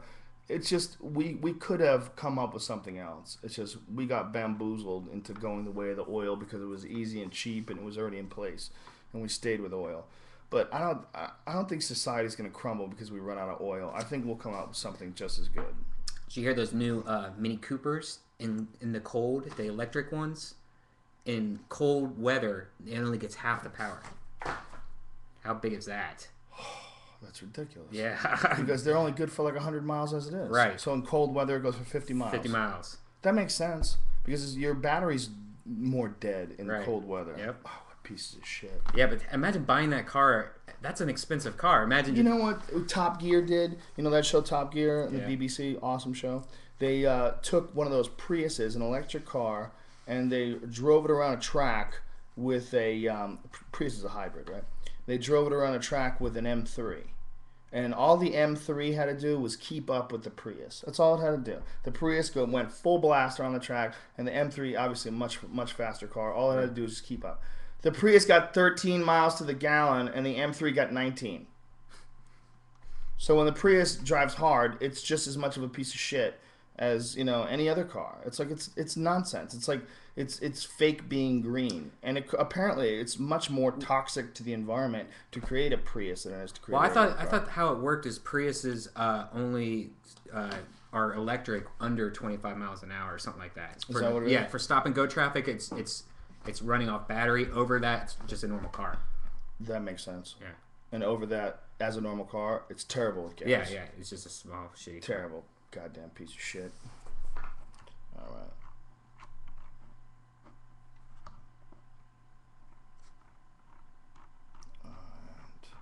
That was B.B. Jones with the circumcision question. It's so weird he asked that, 'cause I was just thinking that the other day. It's a good question, man. That's a good question. That's a weird thing with people. Like, you really worry about what your kid's dick looks like? Did it start? Well, I just think every day how thankful I am. You're so silly. If I had your little dick, I would cry myself to sleep every night. Did you see? Somebody posted this on the board today about Indian men, and that there's like 60% of Indian men. I don't know if this is a true statistic. I've been rocked posted it, so take it with a grain of salt. 60% of Indian men cannot use a standard condom. 1 in 5 condoms fall off during intercourse. So this is from the BBC. Is it true? I don't know, but we're going to go to it. Damn, the BBC. You need to go to India, dude, and fuck some women. Wow, it really is. Wow, it's true. A survey of more than 1,000 men in India has concluded that condoms made according to international sizes are too large for the majority of Indian men. That's crazy. That's sad. As a Magnum user, I feel for you, bitch. Wow. Scientists even checked to see if their sample was representative of India as a whole in terms of class, religion, and urban and rural dwellers. So even like the peasants, even the slaves in India have little dicks. So sad. At least the peasants in America, like the lower class in America, are generally thought to have the biggest dicks. Right? Slaves, back in the day when they had slaves, those guys almost had monster horse dicks. Yeah. How many white women do you think fucked slaves back then? Snuck in. Tons of them. Do you think they did? Oh, yeah. When their husbands stopped fucking them, right? Yep. Snuck in and just got some Alabama black snake. How many white women do you think had babies with slaves back then? Think that happened? There was a lot of dead babies. Really? I bet.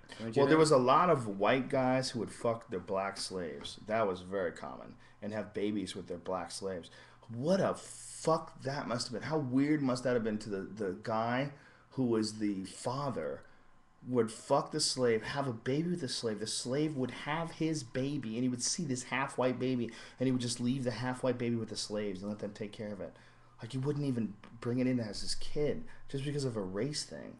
That must have been fucking nuts. Talk about, like, haunting your conscience. Ooh.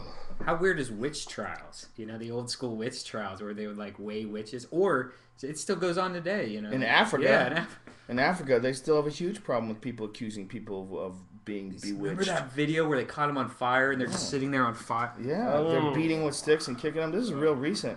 There was a here, I'll put it on Twitter. I wrote a blog article about it. That's one of the worst videos. That and the Hong Kong girl snorting herself to death. Yeah, there's that video that you can see this Hong Kong girl. She snorts this gigantic line of ketamine. Ketamine is a fucking cat tranquilizer, and a lot of crazy kids are doing this. And she snorted this gigantic line for a video and then wound up dying. And the video is available online along with the story. Trying to find the. I'm gonna put that article online that I wrote about. I think it was called "Humanity Gone Haywire." I think that was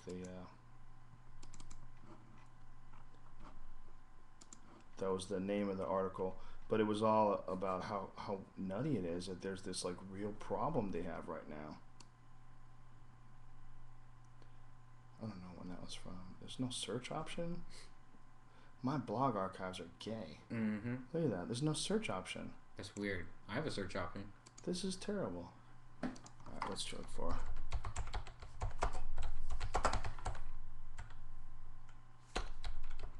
Tell you, dude. Look at that. My fucking website is. This is way better. Yeah. Google is way better for searching than my own website. Fucking website. My website's being redesigned right now, people. You've been saying that for 8 years. Yeah, it's been being redesigned for 8 years. It's all true. God damn it. All right, let me find out the. Twitter this bitch.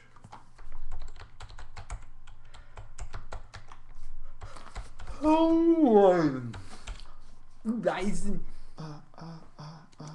Stuff. Okay.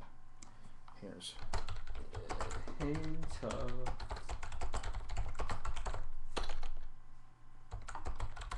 Everybody, because we're gonna do our thing.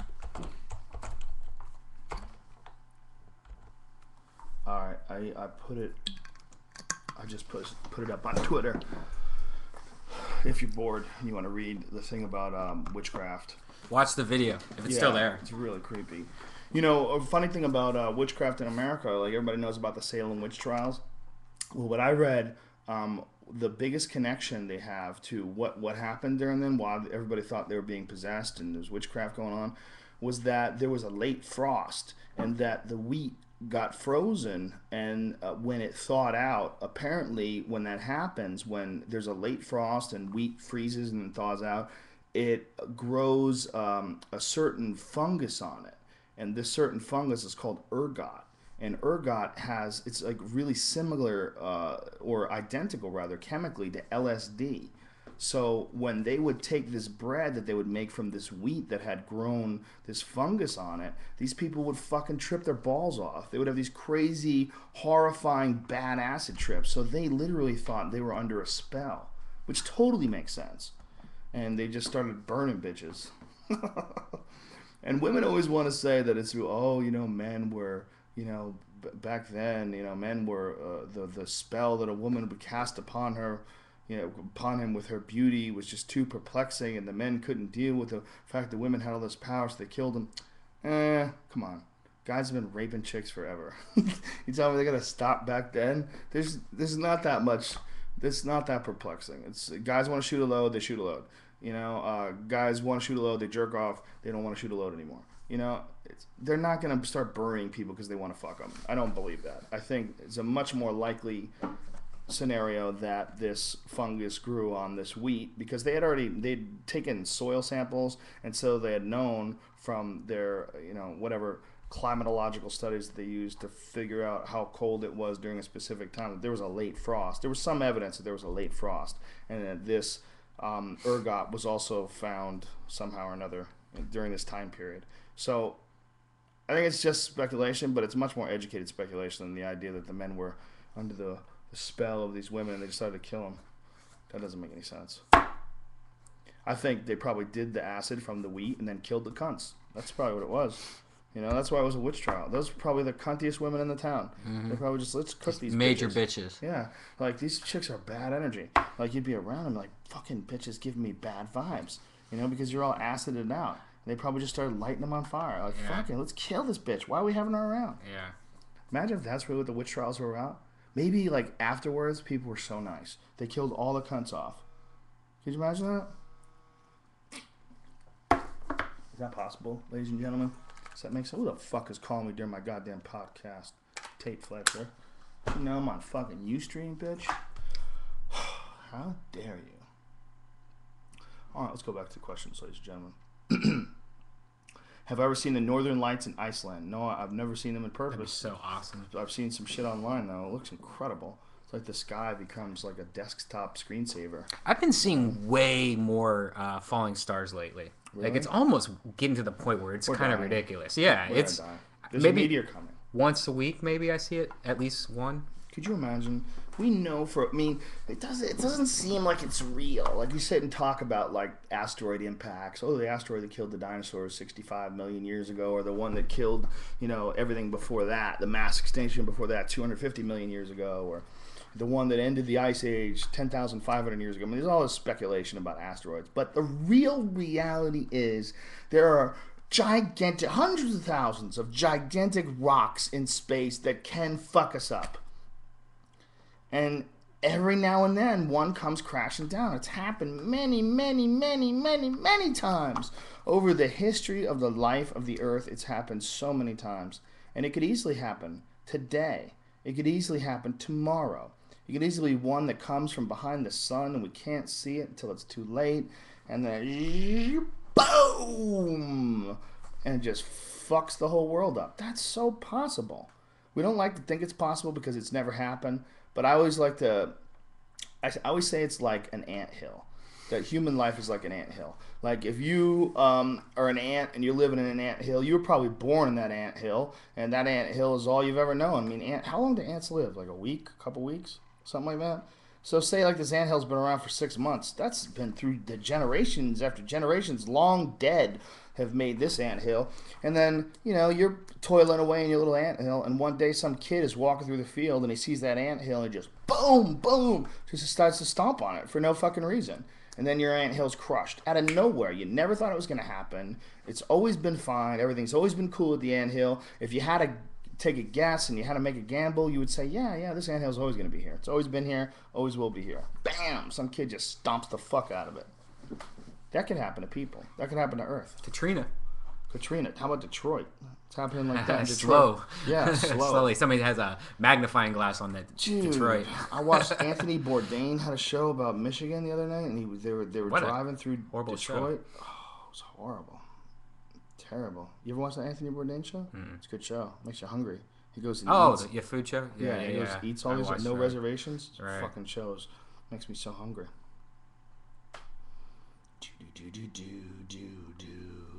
NASA says there's an asteroid with the possibility of hitting Earth in 2029. Yeah, there's a bunch of them out there that they don't know about. NASA doesn't know shit. They come to the problem is the sky's too goddamn big. I mean, it's covering everywhere. Shit's coming from the North Pole and the South Pole, and you never know where something's coming from. I mean, it could be coming from anywhere. You never know. There could be something heading our way that we haven't picked up on. Could be behind something, we don't see it. Gravity distorts our view of things as well. Like if you look at the sun, you can literally, you look at the sun with a telescope, you can see things behind the sun because of the distortion and the gravity of the sun, because it's so massive. I don't understand how that works, but that apparently is how it works. And so there's occasionally things that could be hiding behind something that's coming straight at us, and we don't even fucking see it until it's too late. There's just not enough human beings out there monitoring the sky to really accurately predict, we have 100% clear skies, nothing's going to hit us for the next 200 years. They don't know that. They can't say that.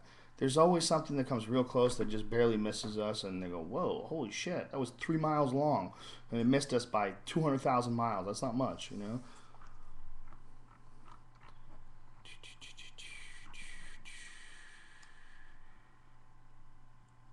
Let's go to some questions, you dirty bitches.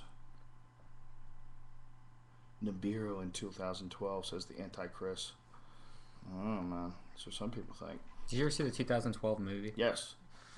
Horrendously bad. Really bad. Not even worth watching. Even the special effects sucked. Oh, really? They were. I mean, it was awesome. Things were happening, but it didn't look real. Like the cars, there was a limo and it's jumping things and landing fine and driving off, and it looked all computer generated and silly.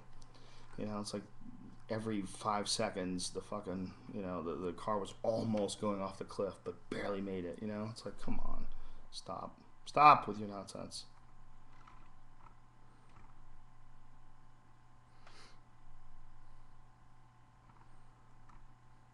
This guy here, Easy Dog 007, says, yeah, I believe in God. How did everything originate? But how did God start? Oh, that's an easy question. How do you answer it? God. What do you do? The real problem is believing in anything. That's the real problem. Okay. The real problem is believing in anything. It's not believing in God or believing in Jesus. The real problem is believing in anything. You don't know. God created a really good video game and we're all in it. That's possible. That this is like God's version of The Sims. Right. And this is on somebody's phone. But wait, we're not even like a good video game. We're just like a fucking cell phone video game. Shit that People play when they kill time waiting in line at the supermarket. Right. Or breaker or whatever it's called. The real problem with believing in God is that believing in God just makes people feel better. It's not saying that God doesn't exist. It's very possible that God exists, but you don't have the information. No one does. You can decide that you have that information because it empowers you. You can decide that there's a God because it makes you feel more comfortable, or it makes you feel more, that there's a future to this world, and that after you die, there's something waiting for you, and that gives you confidence, and that gives you that. It can empower you, and that works for a lot of people. I know a lot of fighters who are very religious, and that belief in God that actually empowers them, and it can work that way. But it really is just a tool. It's just a psychological tool that they're using to empower them. It doesn't necessarily help them. What helps them is the state of mind that they put themselves in by believing in God. It's a really kind of a funny thing. It's a catch-22. Believing in God can empower you. The ideas of Christianity are very empowering ideas. The ideas that love your man as if he is you, and do unto others as if you would have them do unto yourself, and turn the other cheek and don't be violent, and be helping and be loving, and be humble and worship God. The idea of God, what God is life and energy and the whole universe, and that you treat the whole process as it's one gigantic, fantastic thing, and that in going to a religious service and in practicing any sort of a religion and like sticking to a certain ethic, that what you're doing is committing to positive energy. And if you commit to that positive energy, and then those positive thoughts and the positive way of thinking, that's empowering, and that really will help you. And if you really do believe that you have a destiny and that God has carved out this destiny for you, that's an empowering thing. That shit will absolutely make you better at things. You say that's evidence of God, that's evidence of Jesus.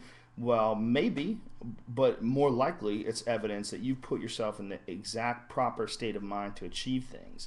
By thinking positive and having positive energy and being a loving Christian, by doing all those things, you've put the good energy out there, and you've given yourself confidence because you're doing the right thing, and you've given yourself a strong belief in yourself because you're following the right path. And in doing that, that's very empowering. That's how God is real. That's how religion is real. But what it really all is at the heart of it is you tuning in to the correct frequency of the universe with the least amount of resistance. The least amount of resistance from you, the least amount of negative thinking, the least amount of like when I was a kid, I'd get in arguments all the time with everybody about anything. And really, I was just a knucklehead. I was just a dumb fuck. But I didn't realize that by doing that, by creating all this drama in my life, like it was just distracting the shit out of me, and it was keeping me from doing things that I wanted to do. It was keeping me from being happy and comfortable and friendly, and it was keeping me from, like, I was constantly in a state of causing trouble and causing drama and creating all these obstacles in my own life. And I didn't realize it at the time. And I always thought of people that were religious, like, I always thought, well, there's got to be a lot of power in that, because like I was afraid of a dude who was religious, who was on one of the U.S. Taekwondo teams back when I was fighting. There was this dude, I think his name was Bobby Clayton, and I think that's his name.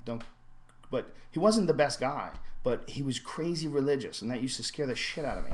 This dude used to read the Bible every day, and this dude was like super, super, super religious, and he really believed in himself. And I was, not very religious, and even though I was doing really well in these tournaments, and I was, beating a lot of really good guys, there was something about this dude and his religion that scared me. Like, on paper, he shouldn't have been the scariest guy to me, but he was, for whatever reason, because this dude was really religious. So for, that belief that he had in himself, that the belief in his faith and his, that all that shit is empowering to him. And I recognized that it was empowering to him, that he was really legit about it, and that his super religious behavior, like he never swore, he didn't drink, he was friendly to everyone. He was like really, really, really dedicated. And that made me nervous. I think religion is empowering. Brian has been a huge advocate of Scientology ever since he moved to Hollywood, right? I mean, tell us about your experiences with Scientology. They're sluts. They're easy. Sluts? They're real easy to sleep with. Really? You just have to trick them and just a lot of positive energy and stuff Right. like that. Is that what you do? Yeah, and you just take their money and they sleep with you. It's great. Damn.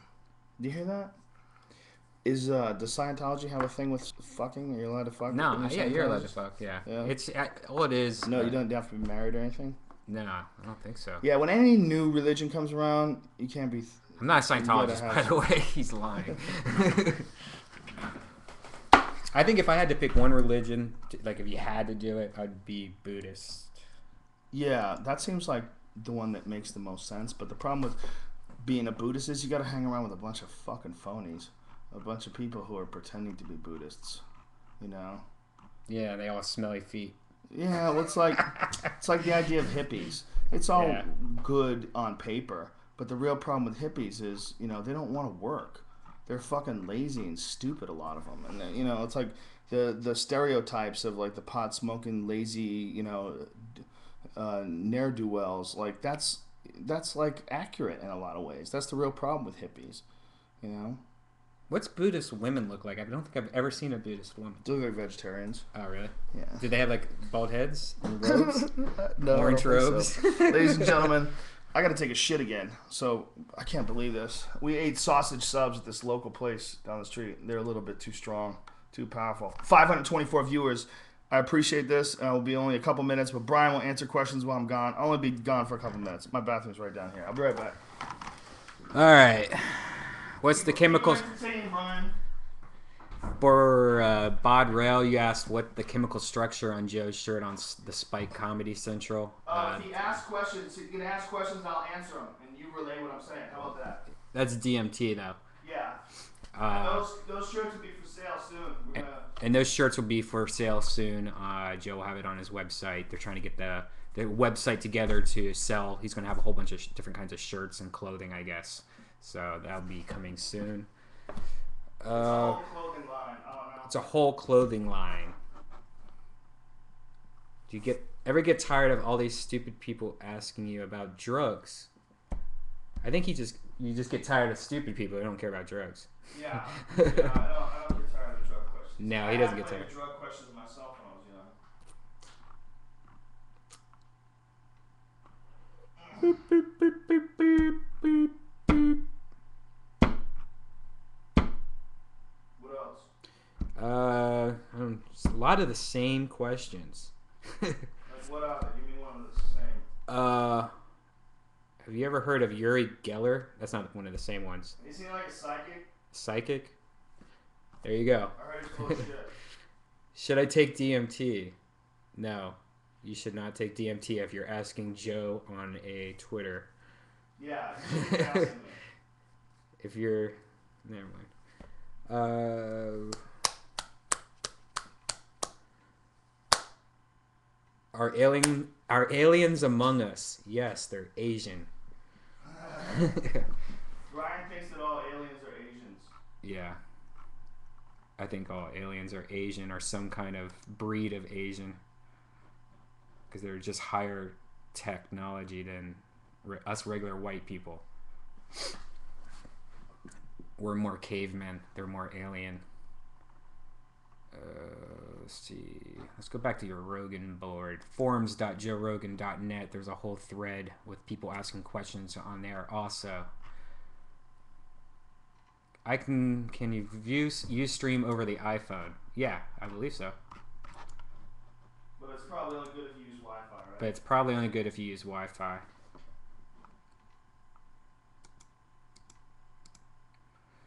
Man. What's the best place you ever done stand-up? There's no one best place, but my favorite places are Austin, Texas. His favorite places are Austin, Texas, Philadelphia. Phoenix, Arizona, San LA's Francisco. a good place. New York's a good place. San Francisco too. San Francisco's a good place. Columbus, Ohio's a good place too. Columbus, Ohio.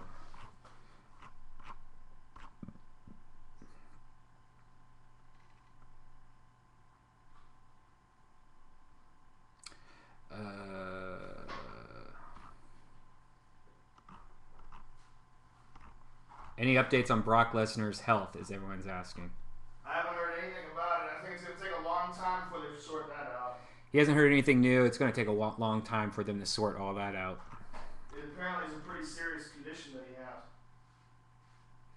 Redban, you seem to be pretty much up on technology. What's the single piece of technology equipment that would be available to the public you are most excited about in 2010?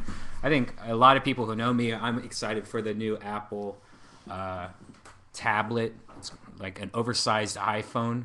Because netbooks are so popular right now, and I just find that that's just going to be what's next after netbooks and iPhones. I'm back. I just took another tremendous shit. Whew.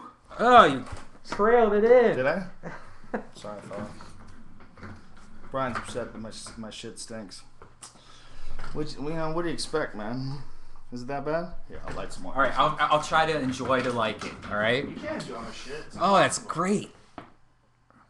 You're faking it. Yeah, I'm faking it. Why? I shouldn't have to fake it. I should just act like it's mine. Yeah, why don't you do that?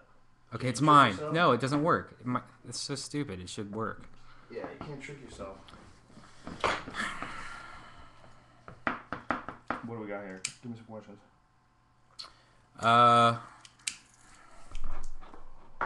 think your Twitter timed out on this page. Dude, you see that cloud just flew through the room? Or refresh this page.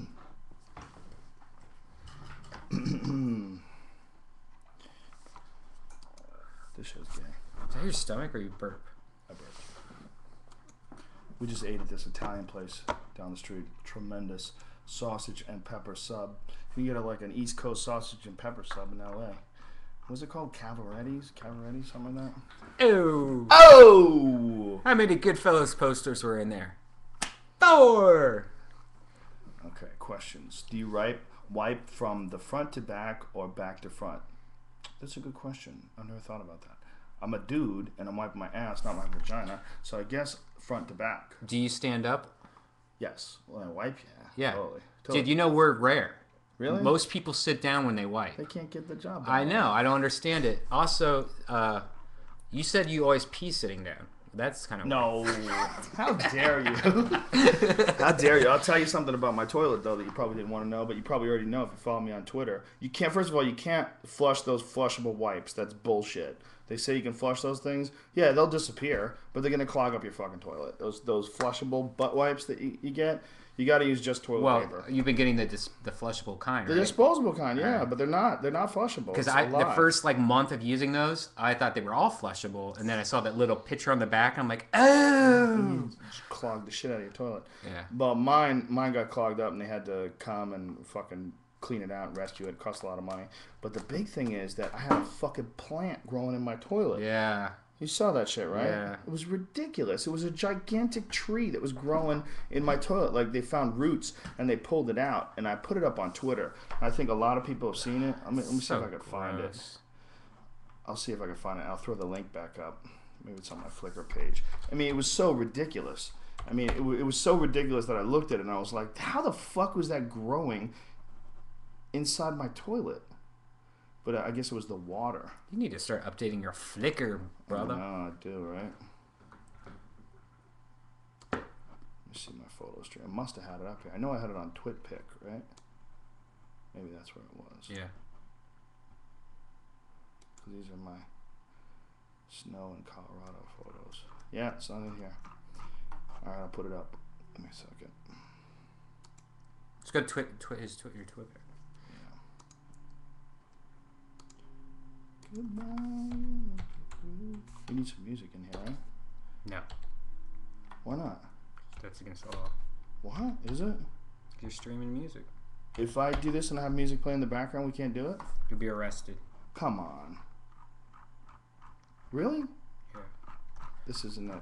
It's not on TwitPic. You know, that's the problem with using all these different goddamn programs. What's It the might other be one? Y-Frog or I don't know what the other one is or how the other one works. So fuck that.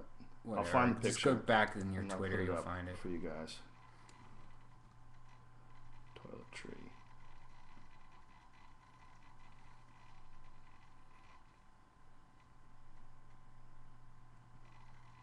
I don't even know where the fucking photo is. Now I have to go to iPhoto. I apologize for this, ladies and gentlemen. This is not very entertaining, isn't it? You don't even give a fuck. You do give a fuck when you see the picture, though. The picture's just so ridiculous that this goddamn thing was actually growing inside my toilet bowl. It seems like it's not going to be worth the wait. What you do is Google toilet tree Joe Rogan. It'll be out there. You think so? Yeah. Let's find out.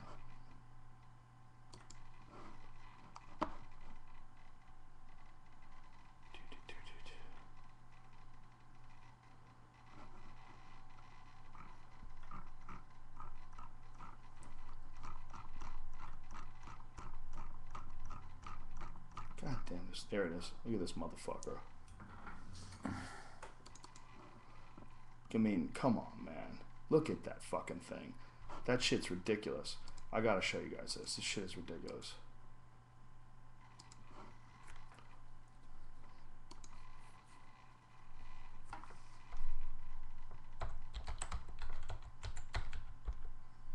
It looks like a Doesn't Muppet. look real.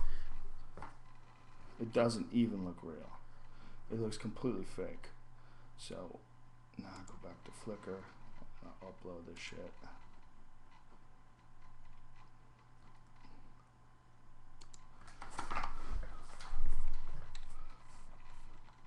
This is, I mean, it's going to be hard for this picture to live up to the hype of me fiddling through my fucking computer for 5 minutes trying to get this picture to you guys. But once you get the picture, I think you'll appreciate what the fuck I'm saying, because it's so ridiculous that this thing was growing in my goddamn toilet. Weird. What the fuck? Where is it? I just exported it.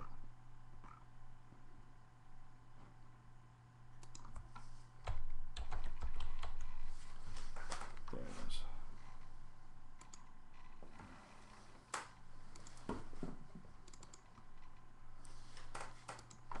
Alright, it's uploading right now. Thank you, Jesus. As soon as it uploads, I'll take the link. My internet is so weak. Why haven't you done this yet? All you have to do is make a I'm call. a procrastinator. Clearly. Make a phone call. That's all you have to do. I think I will. You don't have to be here. It's already 6:20, so I'll do it tomorrow. I'm going to do it, ladies and gentlemen. A lot of people talk about upgrading the internet. I'm going to fucking do it. And I'm going to do it for you guys. Because once you do that, we could have separate cams. You know, we could have 2 cams. We could have a 3rd cam if we need to show something else. We could have a 3rd cam just be your desktop. So instead of having to upload all these photos, you could just show what's on your desktop. Why would I do that? It's easier. That's gay. Whatever. Shut up. Okay, here's the photo.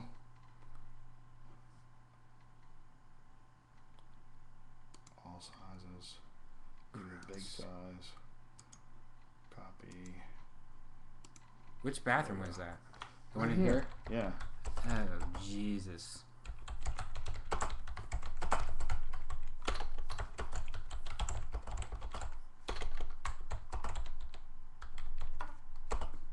Yeah, what do you think about the Mayweather-Pacman situation?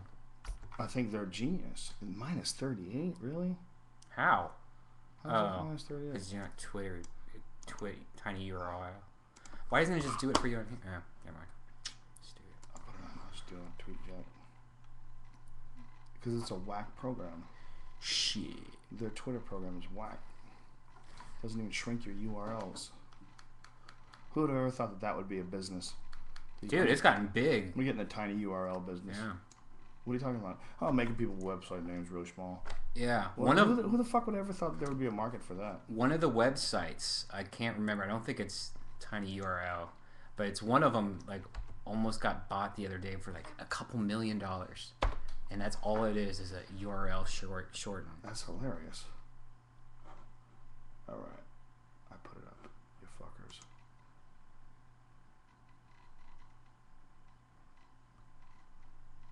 That's another one that was growing. All right. Sorry for the long delay. That was ridiculous. It wasn't even that interesting. But it is kind of interesting. I put the picture up. You can go see the picture. It's on my Twitter. What's next after a weekly Rogan podcast and the book? What's the next project? There are no next projects. This is about it. This is about all we're going to do. A weekly podcast.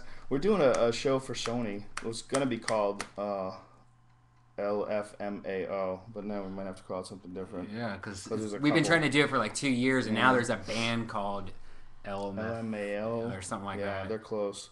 We'll come up with a name for it, but it's basically interviewing comedians about the creative process, and we're also in the middle of coming up with another show that is comedy related that I can't talk about, but it should be fun. That and just more shows, more comedy, more good stuff. Is Fear Factor returning anytime soon? No, it's not.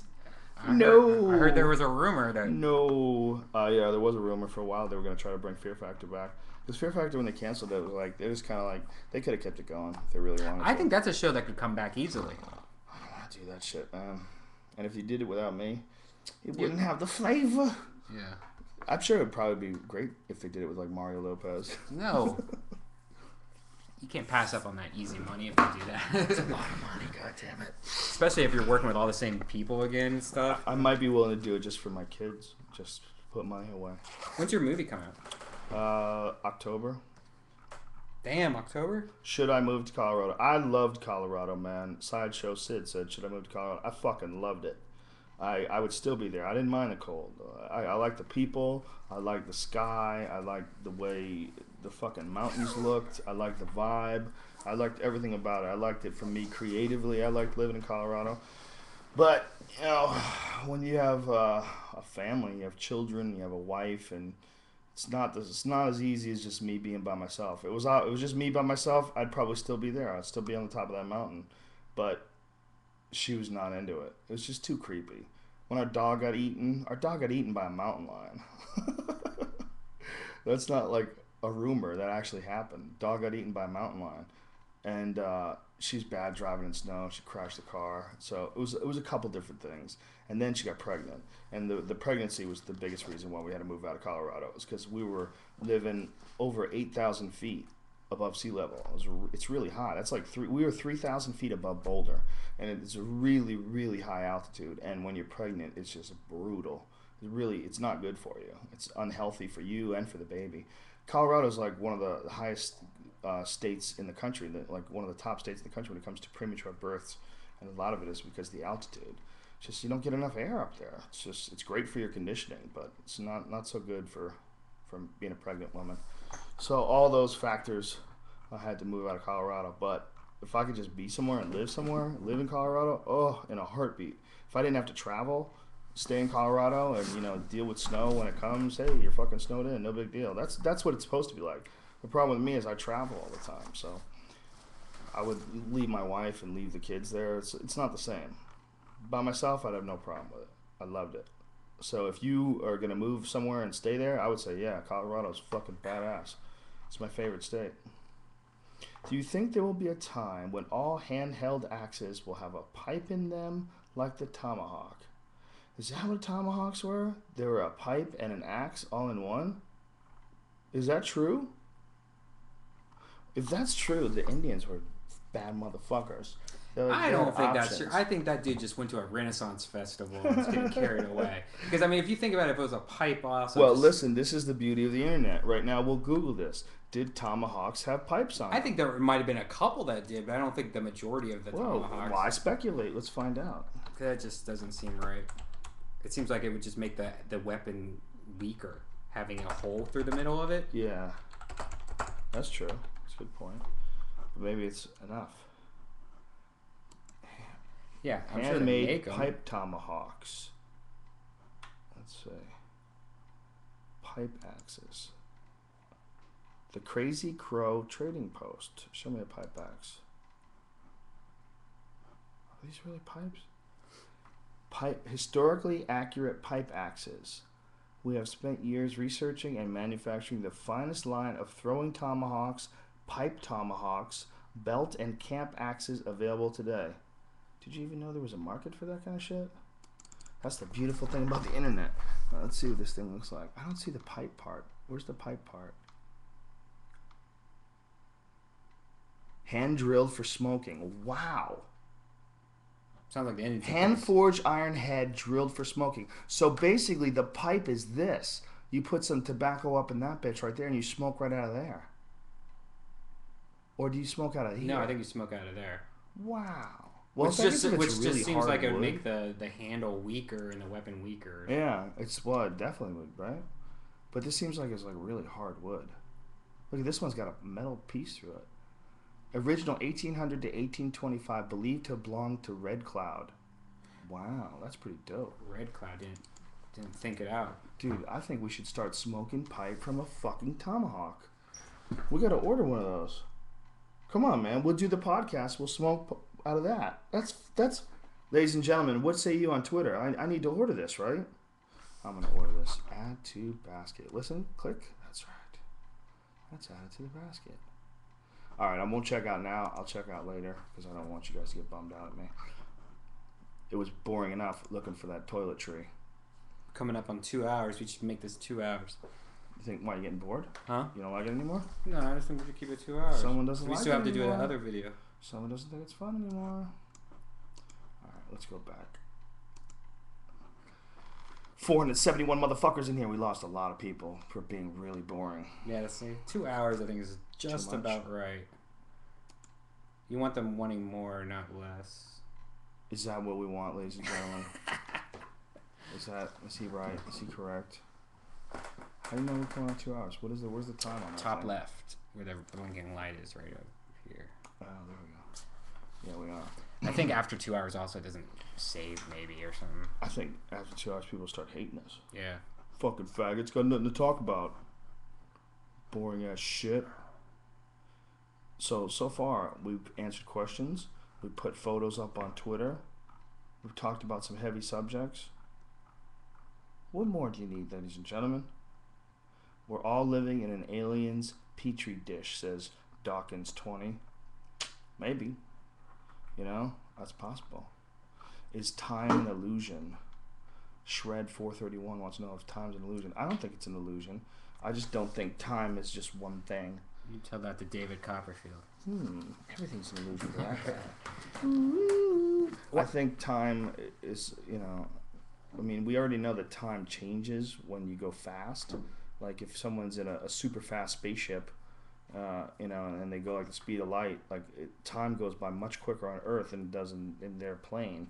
So if they come back in their super fast spaceship, for them it's only been a year, but for us it could be like 100 years, depending on how far and fast they go. So time moves in a way that I don't think it's the way we look at it. I don't think it's as cut and dry. Like, this is midnight and this is 1 o'clock. I think it's much more dependent upon the state that the human being is in, like the frequency the person's in, where the person's living, that you're living on Earth, this dimension, that time varies throughout other dimensions, and you can access those dimensions. I mean, if they really do come up with ships that can fly through space at, close to the speed of light or something, they really will be able to go to a place where they're literally going forward in time. They'll have lived 1 year, they come back to Earth, and hundreds of years have gone by. That's nutty shit, and that's real. I don't think we understand time enough. I think time is one of those things that we think we got a grip on what it really is, but it's probably far more complex and confusing and variable than we think. I think we should get rid of daylight savings time because I think it's bullshit that it's fucking pitch black outside and it's only 6:30. Yes, he's absolutely Fuck right. farmers. They're all fucking thieves. What? How dare you? No, but seriously, What are you, a John Cougar Mellencamp hater? Back then it made sense because everybody was a farmer, Everything had to do with farmers. Nowadays... Why didn't they just get up earlier? I don't get it. I don't get it. I don't ever think it makes sense. I think, if you have a regular job, sometimes it's dark out, sometimes it's light out. The fucking earth spins. That's what I love about Arizona.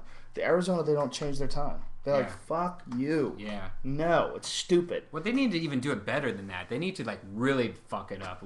I want it to be bright out till, 9 to 10 o'clock at night. Don't you think that'd be cool? Yeah, but then it would be dark out until, noon. Yeah, but that's fine. No. That's retarded. You're just as retarded as them. That makes no sense. Most people would rather like to have a daylight. I don't know. Most people would rather have daylight when they get off work, don't you think? I think that's silly. I think it's silly.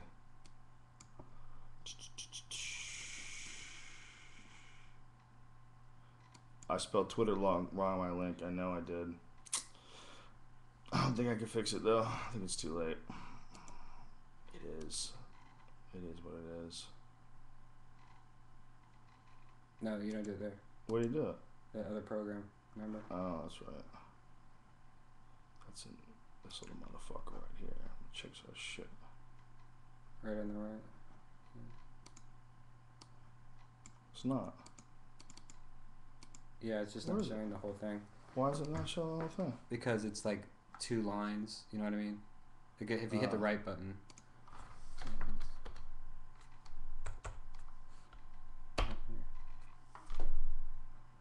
Save, right? Yeah. Put it Joe live.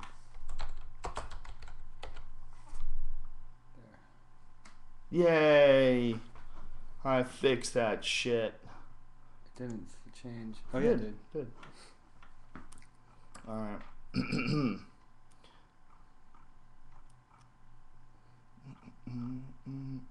This guy's trying to be funny. Steve Wizzy. Trying to be funny, Steve Wizzy? Says, besides Carlos Mencia, who are your other favorite current You don't like comedians? Carlos Mencia though. What? That's why it doesn't make sense. He's being a silly goose. My favorite comedians, though, for real, are guys who I look forward to seeing, like Louis C.K., Dave Attell, Doug Stanhope, definitely. There's Paul a bunch Reiser. Cat Williams. You hear Although I Cat don't get to Williams see the a other chance day? to see him live. I only see him on video. Cat Williams was on TMZ yesterday. He just got out of jail or something like that, and he got in a fight at a bar and he had a gun in his pocket. I like it. He's crazy. Cat's crazy. Yeah, he's crazy for real. I want to meet that dude. I like his comedy. I think he's very funny. Did you ever listen to him on Grand Theft Auto? No, is he good? Yeah. He does like the voice. Well, no, they have a comedy club in Grand Theft Auto. You could go in and watch nice. comedy. I like it.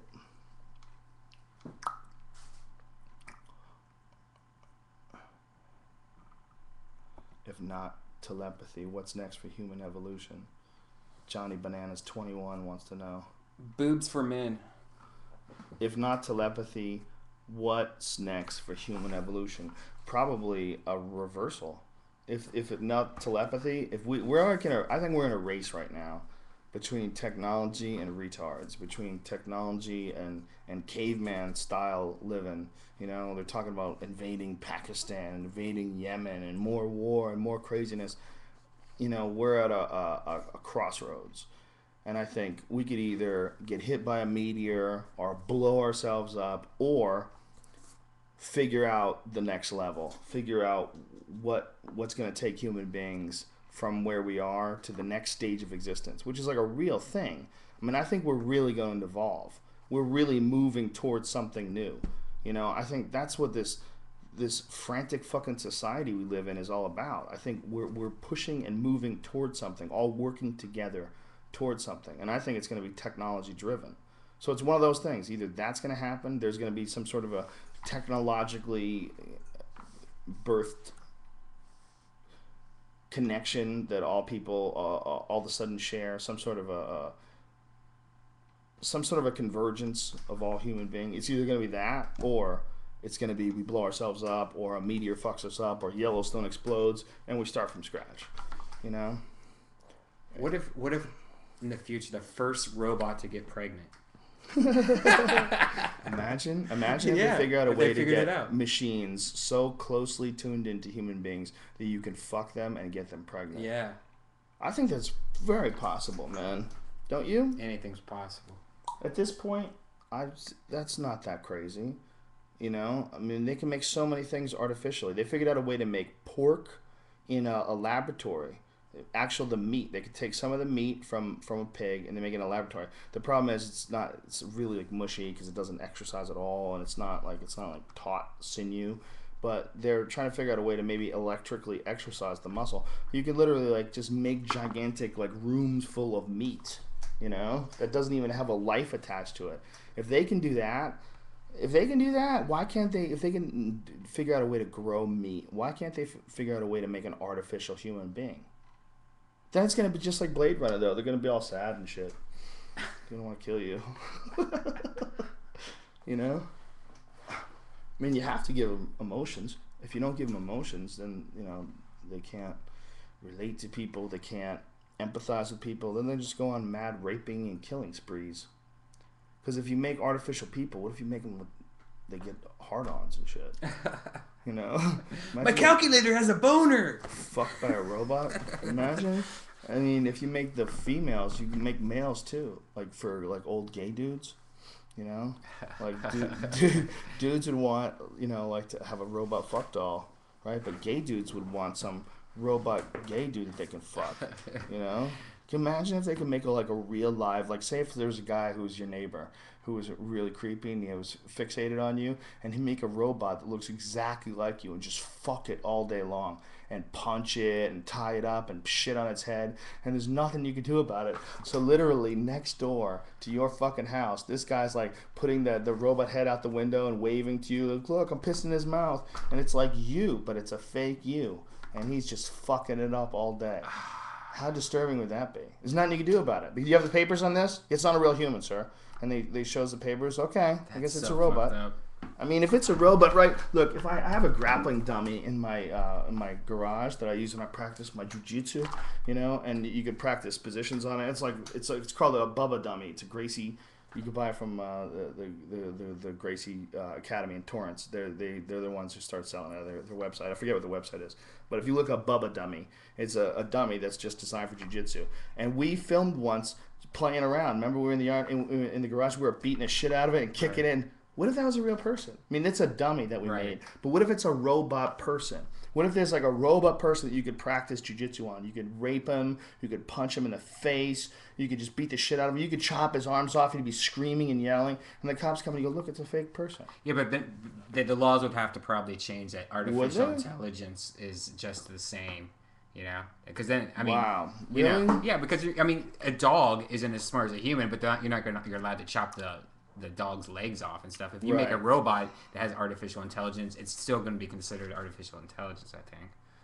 Yeah, but do you think that they'll treat it the same way as a human being? Like they'll I think if change the laws, it'll be like murder or right. I think if it can think, it's going to be considered life. But before they figure that out, there's going to be a long there's going to be a couple years of masturbating with robots and chopping them. Is going to have a direct replica of you, and he's going to fuck its mouth right in front of your window. Right. He's going to blow an air horn. You look out the window. What the fuck is he doing? And you look, and he's fucking your head. Right. And you think about it. Like, what if that was me? What if I was the duplicate, and the real me was watching me get raped?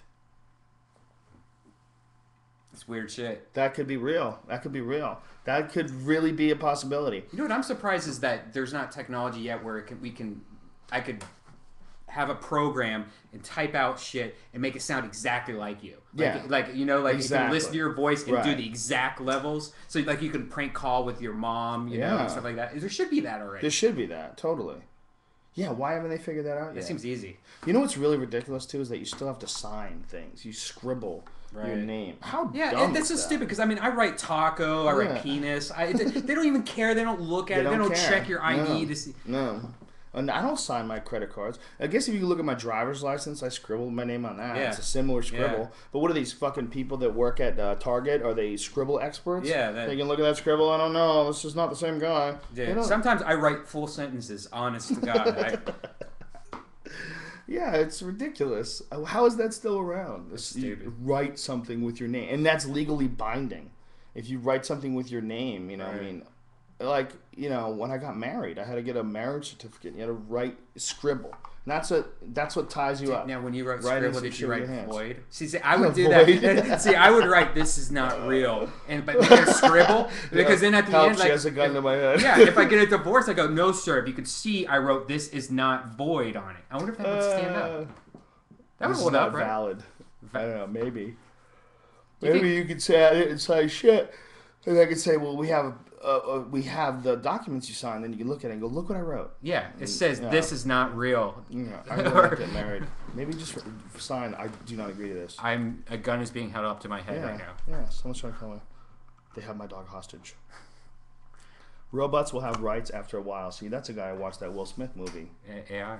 No, AI too. Remember AI? See, they need to make an AI movie like with the kid, but sex. What was it? I Am Robot. Yeah, I Am Robot. That was a pretty good movie. That's a good movie. Everything was Mac. Remember, all the robots look like Macs. Yeah. Does Gilbert Yvel have a chance against Dos Santos? This guy's talking about this weekend's UFC. Is that when you leave? You won't talk about UFC? We'll answer one UFC question. Yes, he does. Gilbert Yvel's dangerous. He's a really good striker. He's a dangerous motherfucker. And he knows this is a big opportunity for him. He's going to come charging, guns blazing. Don't you think it's stupid when people ask who's going to win the fight? Because obviously it's a fight for a reason, meaning that there's not an obvious winner of this fight. So most of the time it's not an obvious winner, but most of the time, I mean, there's a lot of times when everybody agrees that a certain guy's going to win. I mean, it doesn't mean that you're right. But in this fight, this guy doesn't know that much about this Gilbert Yvel guy probably, and he wonders. I think Gilbert's got a real good chance. He's dangerous. If he trains hard, if he's in real good shape, he's very, very dangerous. He knocks a lot of guys out. His knockout of Gary Goodrich in Pride was like one of the most spectacular knockouts ever. Head kicked him, boom, one shot, like 10 seconds into the fight, put him to sleep. He's those scary questions though. You can ask a dog to bark once for yes and bark two for no, and have the same percentage of the outcome of the question, the answer. That you know what I mean? Like if you say that person's going to win. I never say someone's going to win, right? But I'll tell you if someone's good or not. You don't know if someone's going to win. Okay, no more sports questions. Order it. I'm going to order that the tomahawk pipe. Next broadcast, hopefully if they get it to me in time, we will have a tomahawk pipe. I think that's a fucking awesome item. Like you need another pipe. I need a tomahawk like a motherfucker. That would be kind of cool to have a tomahawk.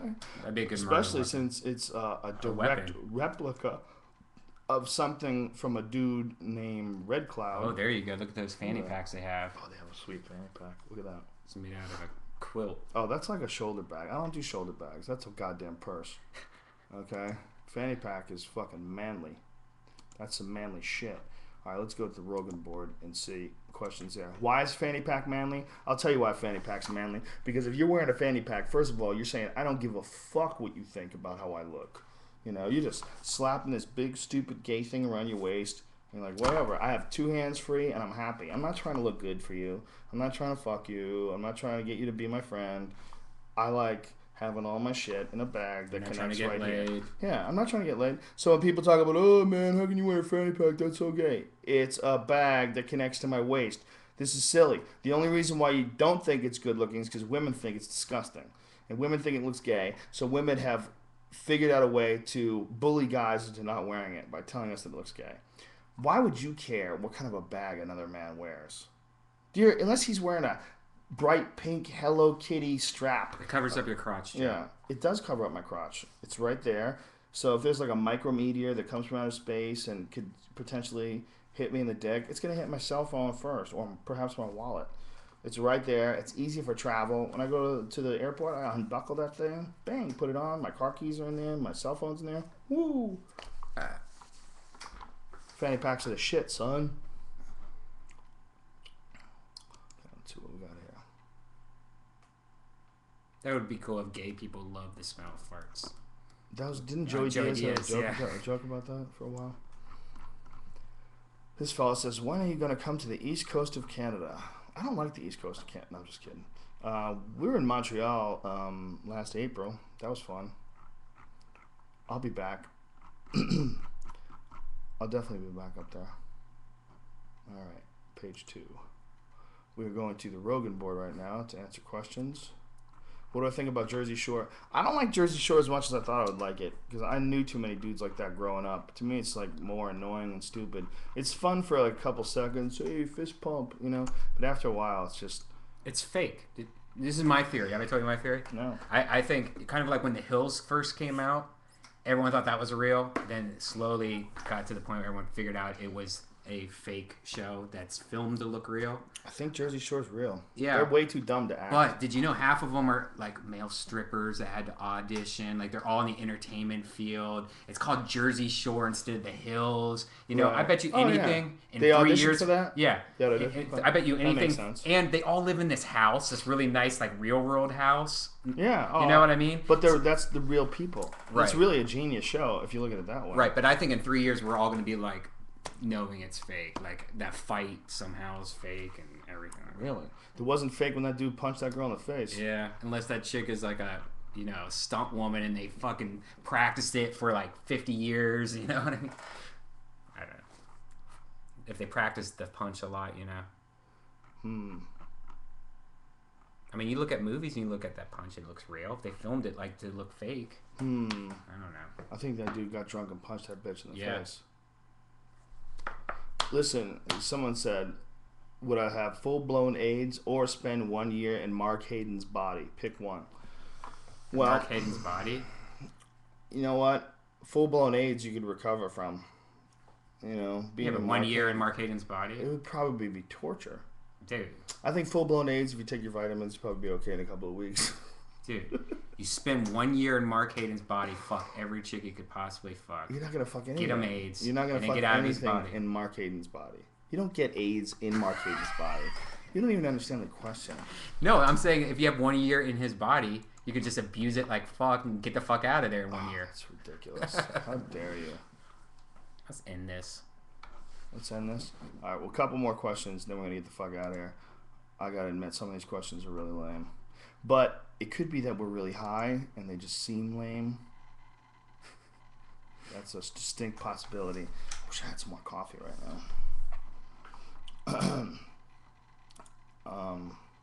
I apologize for the whack-ass internet. I really am going to fix that. Should I go AT&T U-verse or should I go Comcast cable? Charter. Does anybody know?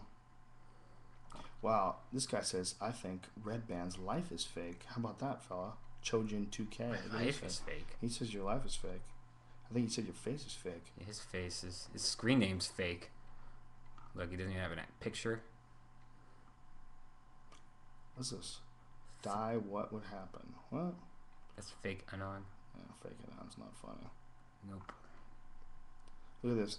This is the laziest rapist ever. Dave Broomfield at hotmail.com says, hey, Joe Rogan, why don't you invite me to come trip with you in your isolation tank? How lazy is he? That's not how you stalk and rape somebody, son. You're gonna have to be a little more clever than that. That's ridiculous. Fuck kind of guy is this? Look, we got a fake Brett Rogers. Hey, Joe Rogan, did you see my last fight? No, fake Brett Rogers, I didn't. Brett Rogers is not on Twitter, ladies and gentlemen. That's a fake Brett Rogers. The real Brett Rogers is a bad motherfucker, but that's not him. But it was really funny when the fake Brett Rogers was having an argument with the real War Machine. That was pretty funny. War Machine didn't get it. Thought it was all really happening. Brian, you stopped talking a while ago. What happened? Have you given up on us? Yeah. I get to the cutoff point where I'm just tired of staring at computer. Yeah. Well, I have an accompanying Indian headdress to go with my tomahawk pipe, says Muse 90. Is that 94? Yeah, that's a very good question, and I think, yes. I think if we're going to really get in touch with the spirit world, we're going to need full Indian attire. Do you think? Mm-hmm. Yeah, we're going to need the whole thing, man. We're going to need feathers and shit and the correct type of weed. Got to make sure we only smoke what the Indians smoke. Smaller condoms. No, not those Indians. American Indians, not India Indians. Did I see the girl mosh pit? I watched it for a couple seconds, but it was like one of those terrorist videos where they cut some dude's head off. After a while, you're like, just shut it off. All right. See if any of these questions don't suck. This one sucks. This one sucks. I think if anything came out of this, somewhere, someone right now is thinking about designing a robot where you clone your neighbor and make a robot out of him and then fuck him and rape him in front of him. Somebody is thinking about that, and I think if this chat has done anything good for the world, it's introduced that idea, that possibility out there of making a clone of you. You know what's going to suck is we're going to be like 90 years old and they're going to make the perfect fuck robot. But we're going to be so old we're not going to even care anymore. We're just going to sit there and like, it's not fair! I don't even want pussy, I'll tell you that. It was ruining my life. Yeah. I guess, but they'll probably have more problems then than we have now. You know, we'll probably look back on these days and go, oh, remember the simple times when you could just get on the internet and drive to work and you didn't have to worry about monsters and aliens and UFOs and fucking, you know, the hyena flu that's killing everybody lately, you know? That's the next one. Something scary. Like pig flu doesn't scare you, bird flu that doesn't scare you. The fucking hyena flu is going to scare the shit out of you, you know? It's a flu that came from hyenas. Holy shit. Yeah, from eating their own young. They came up with a fucking crazy new flu, and everyone who gets it dies. We're going to be wearing beekeepers' outfits everywhere, and face masks. The first cat in California last week got the first H1N1. Really? People to cat. So maybe it's going to be cats. We're going to have to kill our cats or something like that. After you have a baby, cats become just really annoying. Even dogs are annoying. Like, shut the fuck up, stupid. Baby's the best. Babies rule. Dogs I still like. Cats. My cat started pissing in my office right after my child was born. Transparent little cunt. So obvious what she wanted. Dirty little bitch. A couple more questions here. Let's go to the Rogan board, see if we got a good question there. Do you ever get mad? Like, can anything actually piss you off to the point where Rogan smash? I get upset. It has to be pretty fucking a bad situation to get me that upset. I'm pretty rational when it comes to most things. Everyone has the ability to freak out over something. It's just whether or not you choose to let yourself get there. You know, you just gotta make sure. I think the most important thing about not getting mad is manage your biology. You gotta treat your biology like it's a bank account. And if you have, you know, if you're in debt, you know, you owe it something. If, you know, you're overdrafted, you owe yourself an expenditure of energy. You know, especially if you have a certain type of body. If you have a muscular body, if you have a person who's engaged in athletics your whole life, you have a body that's used to exerting a lot of energy. Well, you owe it to that body. You have a debt to pay. And if you don't pay that debt, you're gonna have a problem where you're gonna have too much energy that's stored up and built in and not blown out, and it's gonna come out in unusual ways, like in traffic or at work or whatever. You'll start screaming and freaking out about something you really didn't need to. And really, it's all just about managing your biology. Managing your thoughts. It's very important to have some downtime where you can sit alone by yourself and just think. That's very, very important. For me, the isolation tank does that like times 100. That's my favorite. But sometimes even just sitting on the couch and just by myself, just thinking. You know, you can call it meditation. You can call it whatever the fuck you want. Just spending time to organize your thoughts and put your mind in a certain place. Put your body in a certain place with exercise, with yoga, with nutrition. All that shit's important. You got to manage your biology. And when you manage your biology, it makes managing your mind much, much easier. Managing your mind, managing your biology. That's the key to not getting upset at things. You fucking faggots. What? Okay.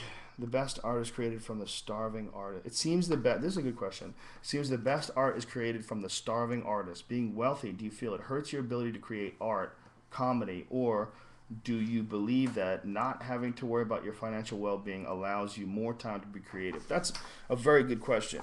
I think a lot of times people are much more ambitious when they're starving. They have much more energy. They have much more dedication towards something. But that doesn't mean that you can't have a lot of dedication towards something when you become successful.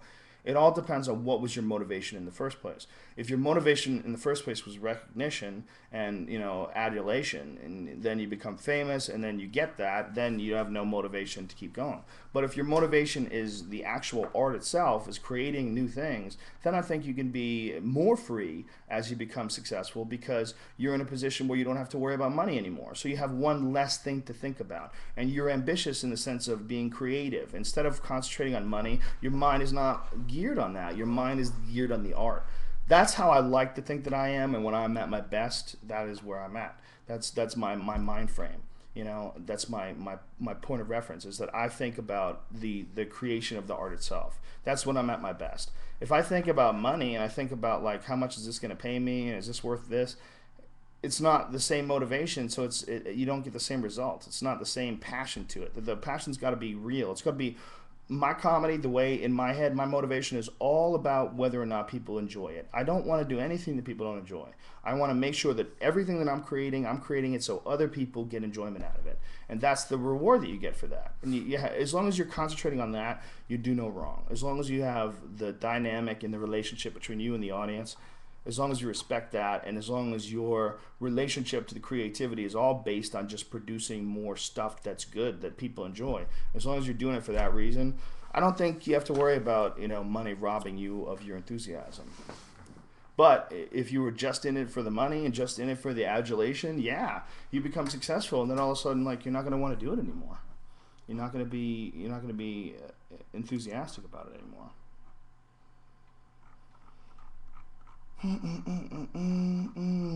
Hyena flu equals super AIDS. Yeah, that's what I'm talking about. What do I plan on doing December 21st, 2012? No, I'm gonna stay. If it's really what people say, are you gonna go to the pyramids, man? If it's really what some people think it is, this convergence, this technological convergence, where all human beings will interface with each other, where someone creates a time machine, where some huge technological breakthrough happens. If that's what some people think December 21st, 2012. Alien Collider or whatever that shit's called. The Hadron Collider. I think that's about the time it's gonna. If that's the case, then it doesn't matter where you are, right? And you should be amongst friends. I have a gun nearby. Maybe Brian and I will do a Ustream that day. Yeah. Should we commit to a Ustream? 24 hour. Let's commit to a Ustream right now. We're going to commit to a Ustream for December 21st, 2012. December 20th, 2012, we'll commit. So that as the 21st turns over, we'll do it at night. A midnight show. At night. We will start at 8 o'clock Eastern. So that's 11 o'clock Eastern. I don't care what time it is in England. You don't count, okay? That's not December 21st, 2012. It's all based on fucking America, okay? Because the Mayans and the Americans were basically on the same calendar, sort of, right? No, not really. I think it's a different time. The Mayans recently. Well, in Chichen Itza, it's the same as Miami, okay? It's just a little bit below that. Either way, December 20th, 2012, Brian and I are committing right now to a Ustream. We're going to do it. Feel strong about that? Yeah, nothing's going to happen. Maybe nothing's going to happen. That is a possibility. I think people like to know that something's going to happen. We have a friend that likes to believe in UFOs and psychics and chemtrails and anything wacky. This dude just jumps on board, and I think it's just as possible that nothing's going to happen. I think it's more possible than it's not going to happen. You know why I think it's possible that something might happen on that day? Because everybody's thinking something's going to happen on that day. Right. If it's some dude sitting somewhere with some bombs. I don't even know that. I don't even think that. I think, the idea that we're going to force something to happen by really concentrating it as a point of focus. This is one point. Yeah, but that's what everyone thought was going to happen in 2000. That is true. But everybody was waiting for the clocks to break in 2000. It was a very specific day. Planes falling from the sky. The fucking computer's going to stop working, man. I stayed home. I remember I stayed home. That was one of the first years where I didn't do a New Year's show. Because I think I probably was worried. It was so weird is that everyone was really freaked out about that. And then we had all this built up stress because of it. And then just shortly after 9/11. And it's then we finally got to release all the stress, the world's ending. You think? I just remember being really stressed out, thinking something was going to happen. It seems like right after that, 9/11. All right, let's quit. My brain's mush. So easy to give up. Brian doesn't. 2.5 hours. Brian doesn't take vitamins. Yeah, 2 hours. 2 hours and 20 minutes. Too much. I ate a bag of carrots today. Wow. I have a juicer now. Oh man, a bag of carrots. Well, we've dropped down to 423 viewers. What that says to me is at least 100 of you motherfuckers thought we were boring as shit. Yeah. So I think that how hairy is my butt from 1 to 10? How dare you, sir? How dare you, big 2 thug? From 1 to 10, my butt 3 or 4. I really could use shaving and trimming. I was listening to an old Howard Stern broadcast where they were fined, and he was fined for talking about shaving his butt. You don't realize how crazy those fucking regular radio shows are, what you can and can't do until you hear something like that. But it was inspiring, and I was thinking about trimming my own butt hair. But it could definitely help. Solar flares are not in our control, and that's the thing to worry about, says Raptor94. Raptor94 thinks that solar flares are going to do us in. Very possible, man. Nobody fucking Solar knows. flares are gay.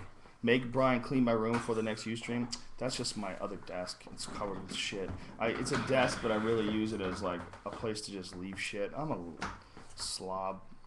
I have problems, ladies and gentlemen. What bullshit resolutions will you say you will keep and won't? No, I don't make resolutions. She's not a girl. Because I'm not a fucking girl. Alright? And if I wanted to fix something about myself, I would start now. I wouldn't wait. I always say, I'm going to work out more. This year, I'm going to fucking get my shit together. But for the most part, I put out as much energy as I want to put out. I focus on things as much as I can while still enjoying them. You know, always dancing around obsession. That's very important to me, whether it's with comedy or anything else, and with games, with anything in my life. I always have to dance around becoming obsessed with things. So for me, it's just enjoy. Just try to be balanced and try to consciously, you know, just try to have a good time and be positive. When I get obsessed with things, whether it's about jiu-jitsu or comedy or playing games like pool or video games, I get crazy about things. And I don't like that feeling. I don't like getting obsessed with things. Brian, you get obsessed with jerking off, right? No. Yeah, you do. Tell the truth. How much porn do you have? I get obsessed with internet, though, for sure. It feels like I constantly want more information about everything. Yeah. And it just branches off more and more and more. Like, I'll be looking about how applesauce is made, but then I need to know about how the apples are grown, you know, and it just keeps on going and going and going. Yeah, that wasn't that way when you were a kid, right? No, not at all. I fucking hated reading, and I didn't want to learn anything. I just wanted to play video games and roll around on the ground. Isn't it funny how different when you get older, your idea of information changes? Because when I was a kid, information always meant school, meant shit you have to learn, meant boring, meant suck. Right. You know, they were all connected together. But then when it's no longer a requirement, then you find out what you're actually interested in, and you pursue those things. You know? Yeah. Right? Brian just fucking fell asleep on me. Believe that shit? The fuck? Alright, my Twitter friends. I think we're going to answer one more question. And we're going to... He's fake snoring like the goddamn Three Stooges. What the is that Mo? Are you doing Mo? Well, we gotta end this. Curly. It might have been curly. You might be right.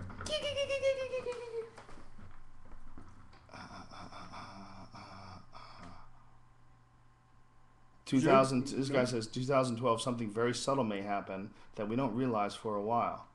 Dude, dude, dude.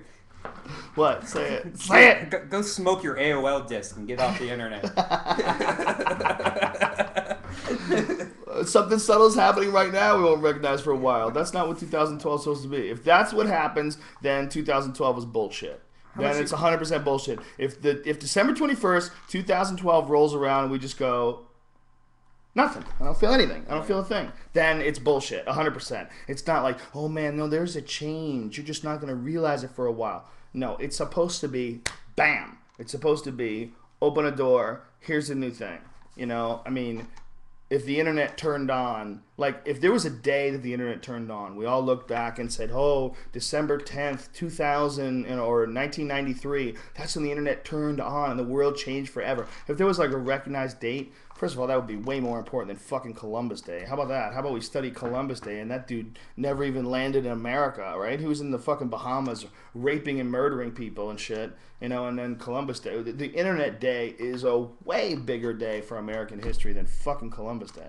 If they came out with an Internet Day, that would be important. But December 21st, 2012 has to be like that Internet Day. It has to be a day where we look back and go, wow, that day, some shit started off. That's the day that changed everything. That's what December 21st, 2012 has got to be. All the hype behind it, if it's not that, then it's bullshit. You know, this whole idea that it's the end of an age, that it's becoming a new era. Maybe, possibly. But to me, that could just as easily happen tomorrow. Or, I mean, why do we assume that the Mayans were absolutely correct about that? Even if they were correct in recognizing that human beings go in cycles, that's not an old idea. The yugas is and I believe a Hindu idea. I think it's Hindu. Along the same lines, that there's like stages that humanity goes through. And that these stages, these cycles, that they're all repeatable. They just keep happening like in a cycle over and over again. Just like how you breathe in, you always breathe out. Humanity rises and falls. And right now we're supposed to be in Kali Yuga. And it's also supposed to end the same time around where the Mayans believe that this age is going to end. And the same time where Terence McKenna's time wave zero novelty theory, which a lot of people think is bullshit. I don't know if it's bullshit or not, but there was a guy named Terence McKenna that had this crazy mathematical algorithm designed to track time, and it was based off the I Ching. And the idea was that you could apply this to past events and show that all human innovation, that progress in humanity is all like you could chart it on a graph. That it's all like going along a certain direction, and that eventually was going to reach a point of what he called ultimate novelty. And the idea of ultimate novelty would be something that we would figure out or do, like create a time machine or something like that, that would literally change everything as we know it. And that Ray Kurzweil calls it the singularity, that there's a bunch of different scientists that believe we're moving towards this convergence, this one big invention. And they tie that into the Mayan thing, that December 21st, 2012 is exactly the same as the ending point for ultimate novelty for time wave zero, and that Terence McKenna arrived at that time completely independent of the Mayan calendar. I don't know if it's bullshit. You don't have really studied it either, right? Dude, Terence McKenna knew it? about this whole thing, and he just programmed this logic around that date. It's possible.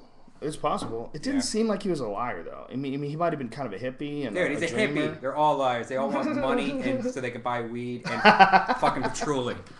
And patchouli. Maybe. We don't know if it was what we do know is this fucking thing's been going on for 2 hours and 30 minutes, and that's it. It's over, ladies and gentlemen. Brian and I are going to go get something to eat, and we're going to sign out. We're going to try to do this every week now.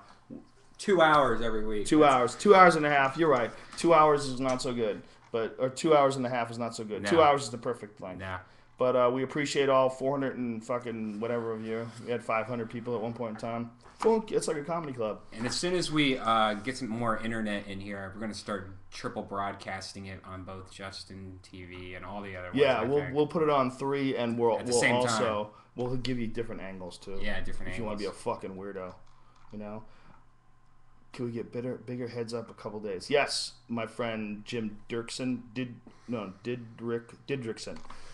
Jim Didrikson. Yeah, we'll definitely give more advanced time. We just figured it out yesterday. We're going to do it, and then I put it up and said we're going to do it in a couple hours. But what we'll do next time is what we're eventually going to do is have a specific time we start at every week. That sounds like good, a right? Wednesday. Yeah, like Wednesday we're usually in afternoon. Town Wednesdays. Yeah, you're right. Because even if we go on the road for comedy, we don't leave until Thursday usually. So we'll try to do a Tuesday or a Wednesday, and that's what we'll do. We'll do like late afternoon in LA, like 3 o'clock is perfect, somewhere around that line. And we'll do it on a regular basis. So this week I'm at the House of Blues on Friday night, the House of Blues, this Friday in Vegas. That's January 1st. There's still tickets available for that. New Year's Eve in Melrose at the Improv in Hollywood on Thursday night. It's totally sold out. So that's sold out, but there's still some tickets available for the House of Blues. So if you're going to be in Vegas, Brian's not coming unless he wants to, unless he changes his mind. Vegas on New Year's Day just seems like that. Dried puke everywhere when it's a hangover. Yeah, it's hell in August.